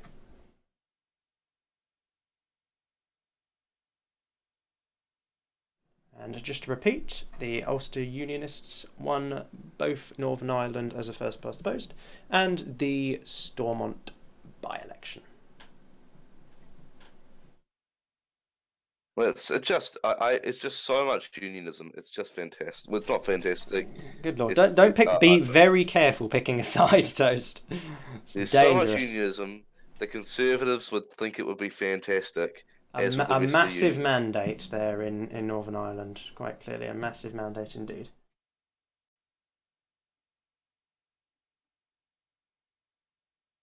So yes, have we managed to get any more guests in, or have they not made it through the door? We've got 3 people here, but they're just being a bit quiet. They're a bit shy. Yes, hello. Aha, he's in. Hello. Hello. Hello. You care to introduce yourself? I'm 4-inch Meat Skid, the Conservative candidate who lost South West London. Ah yes, we read out a rather moving conciliation speech. Very humble. Yes, given my previous sort of campaign that I ran last election in Lancashire South, I was quite disappointed to not be able to partake in this election. However, to even get 41,000 votes, I personally think is quite impressive by any standard. It certainly is. Now, I'm afraid we've got a bit of a pile up to get through, so I'm going to have to come in there. I'm sure you can have some more takes in a moment, because we've got a number of results coming in. So we've got Lothian and Fife, the Northern Ireland list, and I hear Sussex is just behind it. In Lothian and Fife, the Lib Dems have gained the seat. That's a seat gained from the Labour Party, who have been knocked into 4th place. That's not good. They're barely above an independent candidate here. That's pretty rough. So Lib Dems first, SNP second, Libertarians third, Labour fourth, Independent fifth, and Conservatives not having a good night in Scotland. Not a good night in Scotland for them at all. Now, as I said, we've had the Northern Ireland list just return. So in addition to the 1 seat won by the Ulster Unionists there, 2 seats were won by the Democratic Unionist Party and 1 by the Liberal Democrat affiliated Alliance. So that's 2 seats to the Democratic Unionists, 1 to Liberal Democrat affiliated Alliance, against the 1 first past UUP. So that's very interesting. So the UUP managed to win the first past the post itself, but on party votes, the DUP had a surge. That's quite an interesting result. But as I say, we need to move on because we've got a bit of a pile up. In Sussex, we've seen Sussex, a interesting constituency. In Sussex, do we have some results? Oh, we're having Sussex twice. Hello. Right, I'm going to hit it a bit. Right, okay, we're going to have another crack at that, boys. Not sure why we had 2 Sussex there. In Sussex, One Love, the independent grouping One Love, has gained the seat of Sussex from the Labour Party. We've seen second is New Britain. This is clearly not a place where political incumbents are welcome. One Love has won the seats of Sussex. This is seismic change. The candidate WhatsApp 008 now owns her seat of Sussex, and she may do whatever she wishes with it. It's hers for the rest of the term. It's not affiliated to One Love. She can go wherever she wants. Giraffe Fist, very close there. 1,787 majority. No, a very close one. Almost a seat for New Britain there, but not quite. The Libertarian candidate Rattling came in third, and ARB and Defasios of Lib Dems and Labour have lost their deposits. And I just like to, I've just been informed of something rather interesting, which is that New Britain were in line to win a seat. They could have won a list seat. However, they're an independent grouping, so they can't stand a party, and they didn't submit any candidates for it. So it went to Labour. So it was in fact that it was quite possible for New Britain to have won a seat, but oh dear. As I say, WhatsApp 008 has won here, so that's quite a seismic result. One Love have managed to secure the place that New Britain have not. That's quite an interesting result, actually. Oh, it is. Given their sort of youth in British politics as well, we don't often see this level of, I don't know, how would you describe it? Just young parties getting so many votes in an election. So yeah, early. New Like, Britain didn't we do. even saw, Yeah. New Britain. we Sorry. even saw LP UK sort of taking their time to pick up pace before they started picking up some serious vote shares. But I am shocked at this result. Now, I understand, Toast, if you could help him through the door, we have Mr. Wagbo of the Welsh Liberal Democrats who would like to inform us of his take so far. Help him through the door, and I'll help some of our other guests out the door. Thank you very much, Shaq Wilfred. It's a tricky door, but I would just like to say there is one prediction I made this evening that has panned out so far and will probably pan out first, and that is that this electoral map is disgusting. It's disgusting. Poet and the Chetty show will now be coming in. Ugh. Awful. That's what Poet is Wagbo, by the way. So, hello, Wagbo. I assume that's Wagbo. A bit hard to see you in the dark. So, what are your thoughts on what's happened this evening? Well, obviously I'm incredibly disappointed to lose my seat so narrowly. But on the whole, it was a good Welsh Liberal Democrat performance across the country. Yep, you managed to take 40%. You managed to take a list seat. So, do you think you might be in line for that? I'll have to consider it. I'll have to speak to the rest of the party. I was hoping to win my own seat. That was our primary objective. And it was certainly it was a close one. It really was. We don't feel like we could have done any more, and perhaps that signifies that I was the wrong candidate. So we'll have to be having those discussions in the parties about my leadership in general. In fact. Good grief! I hope you're not about to resign live on air. That would very much surprise the rest of your party. Now, should we have some more results? Why not? Cumbria and Lancashire North, the site of the infamous coin flip. Let's see. I hear there's a coin ready and waiting. I wonder if it will be used. No, it won't. Dunks11, former and now current MP of Cumbria and Lancashire North, has regained his seat. Dunks11 has regained Cumbria and Lancashire North, and the former incumbent, inverted plater, has fallen to third place behind an insurgent Green campaign, with the NUP losing their deposit. So that was certain. I'm sure Dunks will be a very happy man. He is the Right Honourable Member for Reghead no more. Yeah, congrats. It was a good campaign. It's also the ex-leader of the NUP not even getting his deposit back. So it's a rough time. It's a rough time. Politics is a cruel game. It's a cruel game indeed.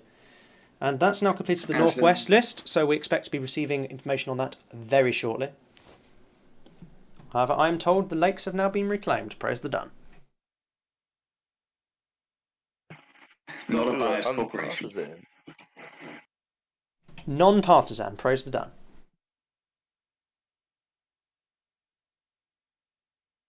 Yeah, I mean, going back to Wales and Wagbo, he did a fantastic campaign. You know, we really couldn't have asked for much more. It's such a shame that he lost. It was by such a small margin. You know, with the campaign posts he did and sort of the critique, for example, of the Plaid manifesto, he put up a really good campaign. I feel And it's such a shame. What happens now with Plaid winning both first past post seats and a list seat? That's 3 out of 5 of Welsh seats. Is it time that we start thinking about Wales's place in the Union? The night of the has rather fallen upon us. I imagine that support for the Union is a little shaken. I think that's pretty clear. But I think that the vast majority of people in Wales are still on the side the Welsh Liberal Democrats are on, in saying that Wales is stronger as part of a bloc and we are too small and too weak really to survive on our own in the wider world without British protection. Whether that means that Plaid will be the dominant force going into the next Senate elections, well, I think that shows yes. And that could be very concerning, having clashes between Cardiff and London. Yeah, but on the other hand, perhaps the Welsh voters approve of the way Plaid has conducted himself, because Plaid have taken a very regionalist stance in this in the last Parliament, and basically their criteria for supporting the budget was, does Wales get more? So perhaps what this actually isn't a support for nationalism, but a support for regionalism. In which case, I might have expected to win, given my party are the traditional pioneers of regionalism and of devolving powers to Wales within the Union. Well, it was certainly a close chase. This was a nationalist vote, no doubt about it, and Plaid campaigned on nationalist terms. Their manifesto was one which spoke of nationalism even in terms of having a protectionist trade policy for Wales, something that would be disastrous to any Liberal. So I'm not sure that I agree with that analysis, because I do think that this was quite a strong and quite an irrepressible vote in favour of Wales being pushed a little bit further away from the border. So I think it's time for some more results. So moving on, now we have returning Lanarkshire and the Borders and the North West list. Now, in Lanarkshire and the Borders, the Scottish National Party have gained the seat. Lanarkshire was formerly held by the Conservatives, who have been knocked into 4th place. So SNP in first. We're missing the numbers there on Labour's turnout. However, judging from the bar chart, it's pretty close. Oh, yep, it's about 141,000, but unfortunately the number isn't there. The Independents of the Ecological Future, Xavier, in 3rd place, believed to be de-seated after the incident known as Ectoplasm Gate. The Conservatives in 4th place, and the Liberal Democrat candidate has failed to retain his deposit. Now, as said, we've had the Northwest list complete, so now going to that. The Conservatives have gained 2 seats, Labour 1, Liberal Democrat 1, NUP 1. So, from now, there isn't many seats left to return. There's Buckinghamshire, there's Highland and Grampian, and then the South East and Scottish list. So we're starting to see what this Parliament is looking like. And this Parliament is looking like the Conservatives will be the largest party. Not guaranteed, but pretty likely. And then behind them, it's a good question as to, it's still up in the air whether Labour or the Lib Dems will be second party. Labour have had a lead, a very narrow one, for quite a while now. The Classical Liberals doesn't look like they've done quite as well as some pundits were hoping. It's not looking fantastic for them, but the South East list could tidy them up. They've stood down there to endorse other parties, so it's very possible it could go their way. Scotland, they have very strong support, but it might not be their night. So, the question, of course, it's reasonably foregone that the Conservatives are likely to be the largest party. It'd be quite remarkable if they weren't at this point.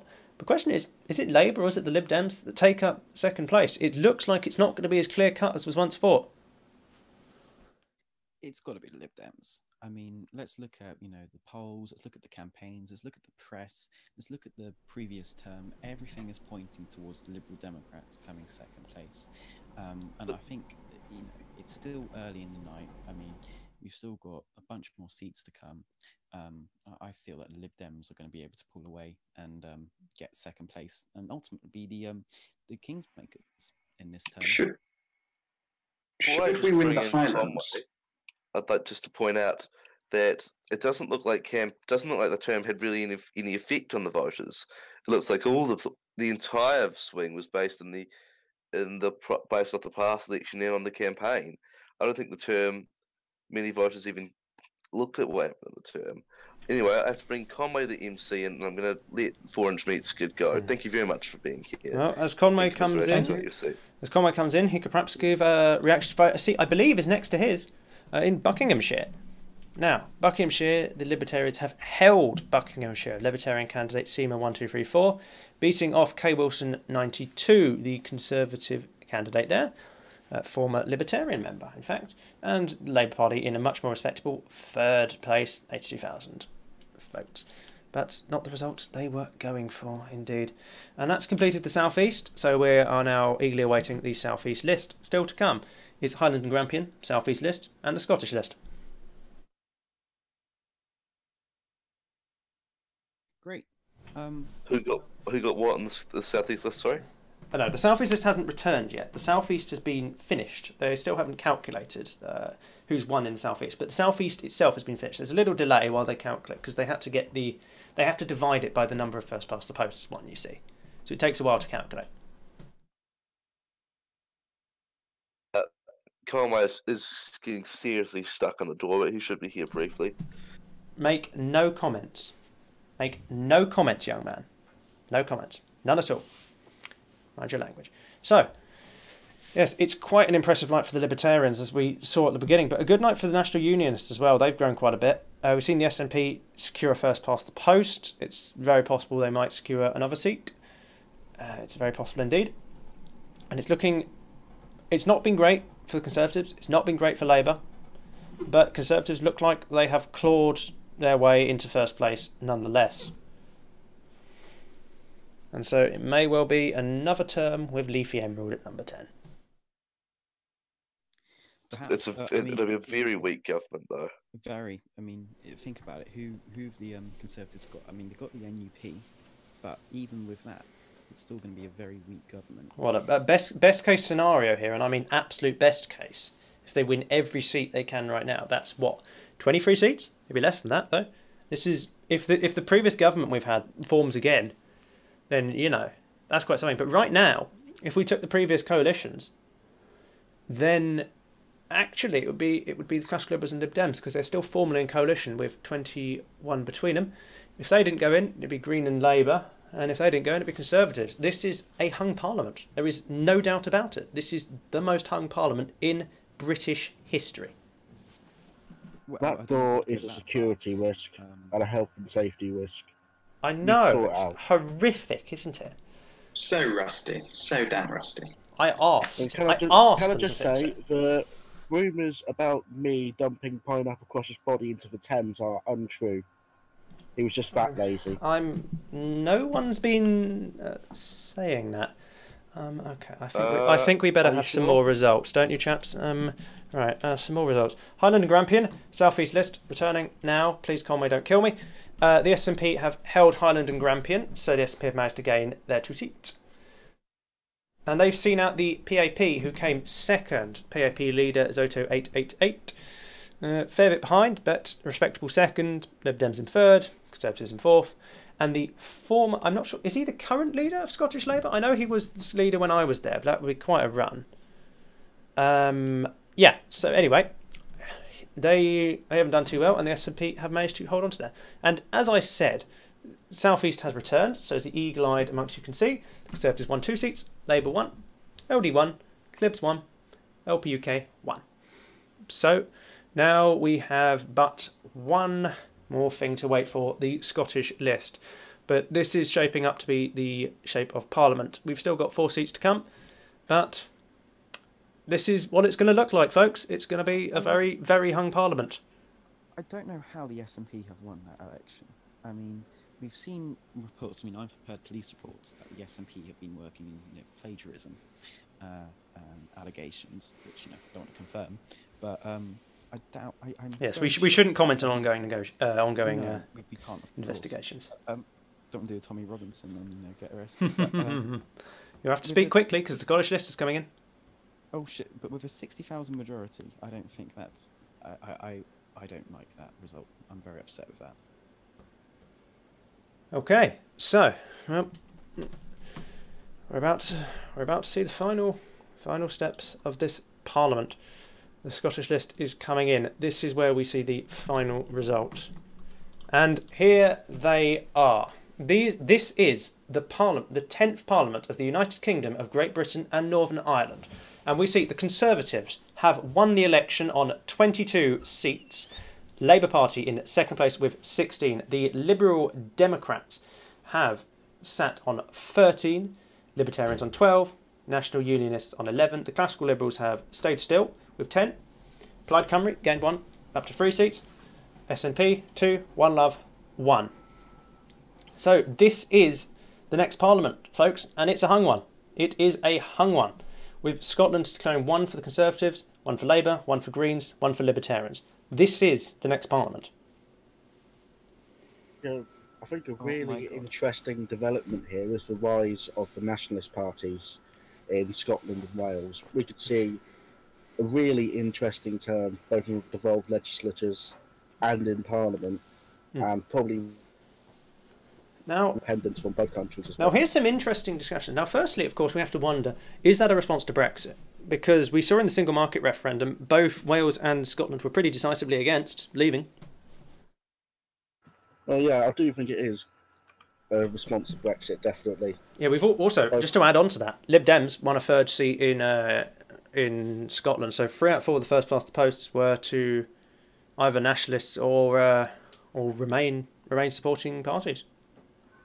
I think another thing as well was that the parties that have done well in Wales and Scotland also supported the people's vote.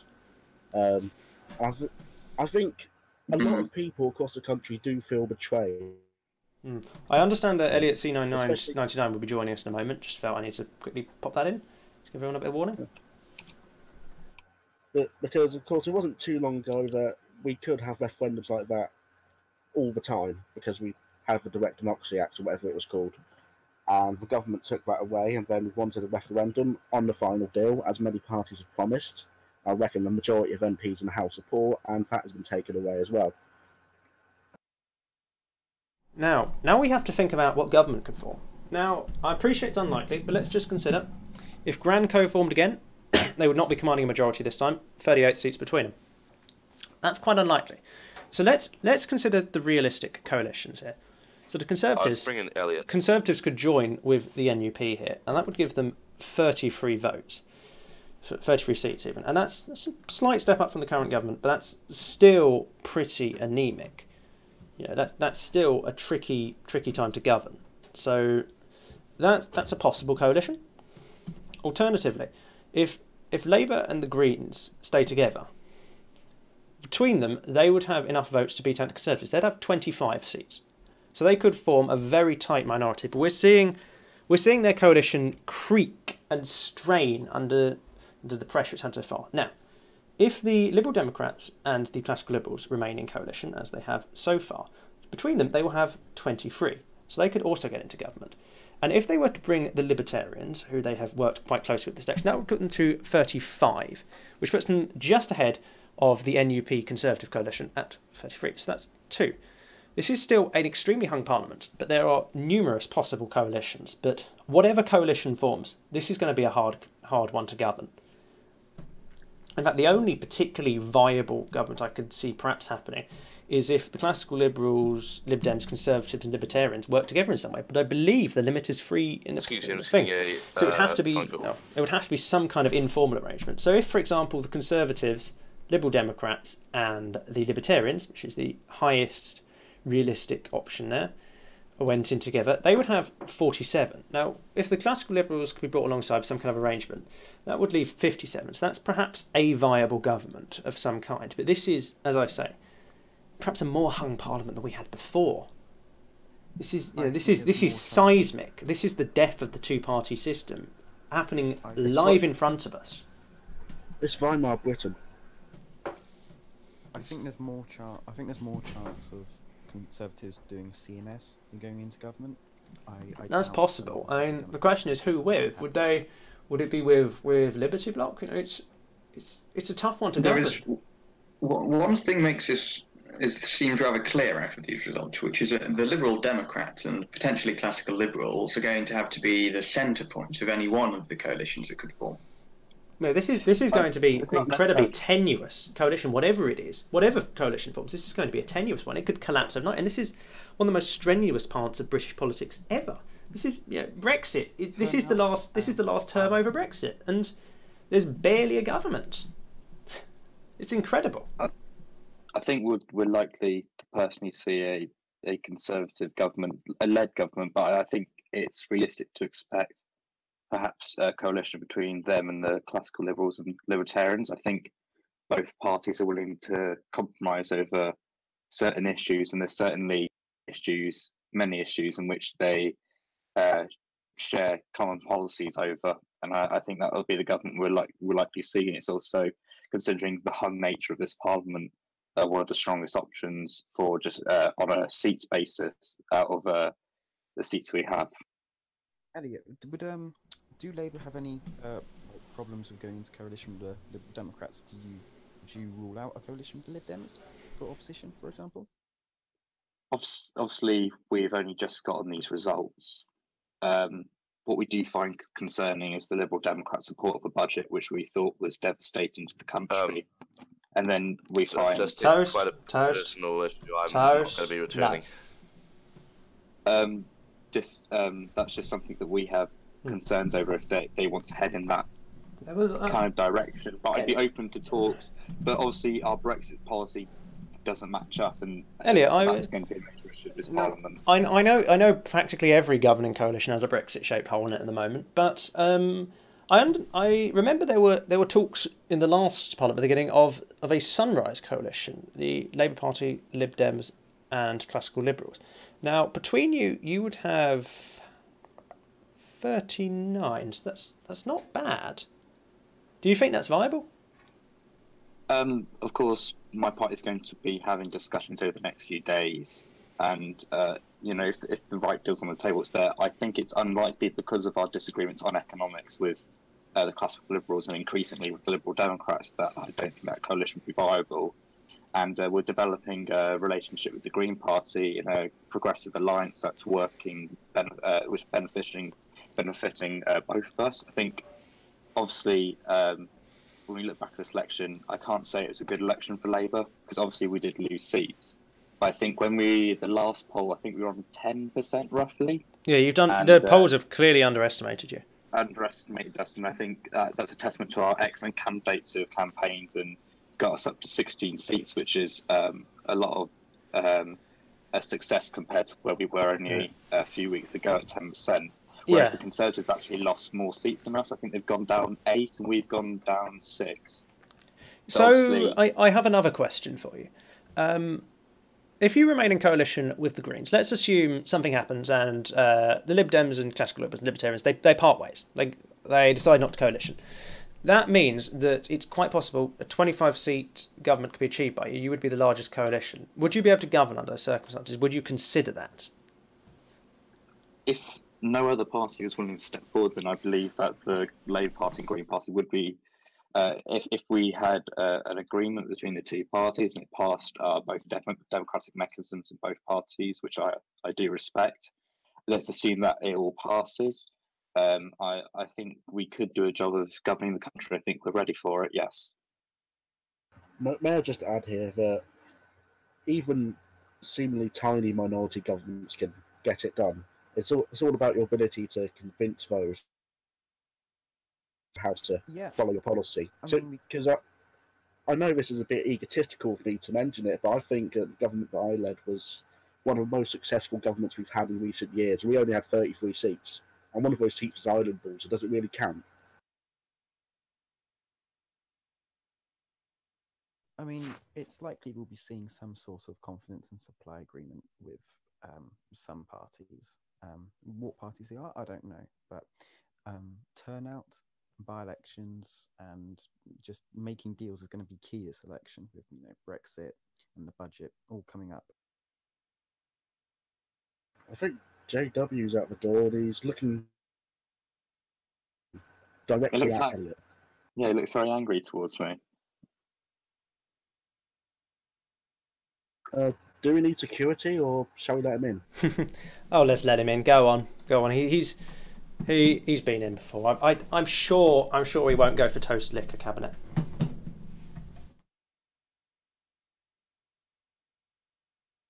Well, this will be fun.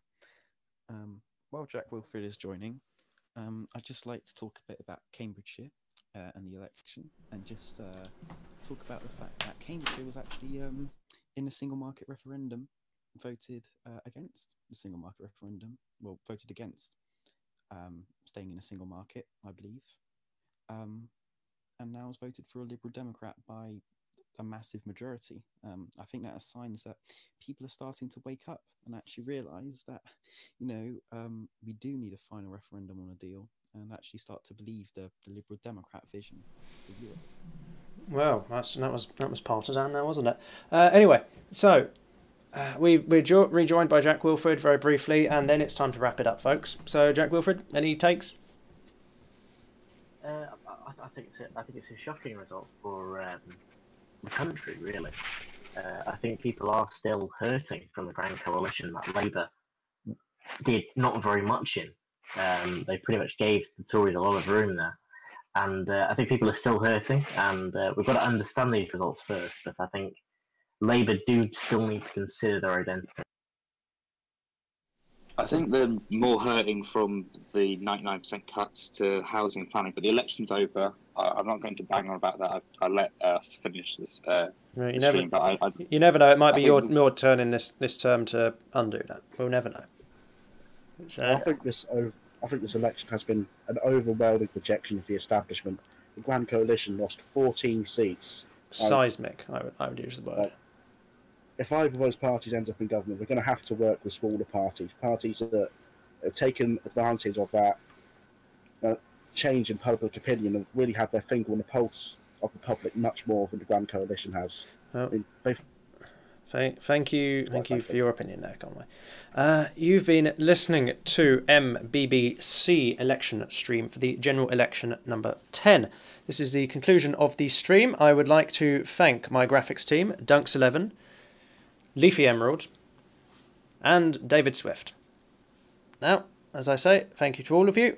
I'd like to thank the Quadumvirate for their diligence and hard work, staying up all night, and I mean all night, no sleep, to complete these results for us. I would like to offer my commiserations to our sister channel, the New Statesman, who was unable to put up their streams due to technical issues. I would like to thank you for listening, and I would like to apologise to any guests who didn't make it on this evening. You've been listening to MBBC in collaboration with MLBC, leading MHOC's conversation. Good night, everybody. Berkshire's communist.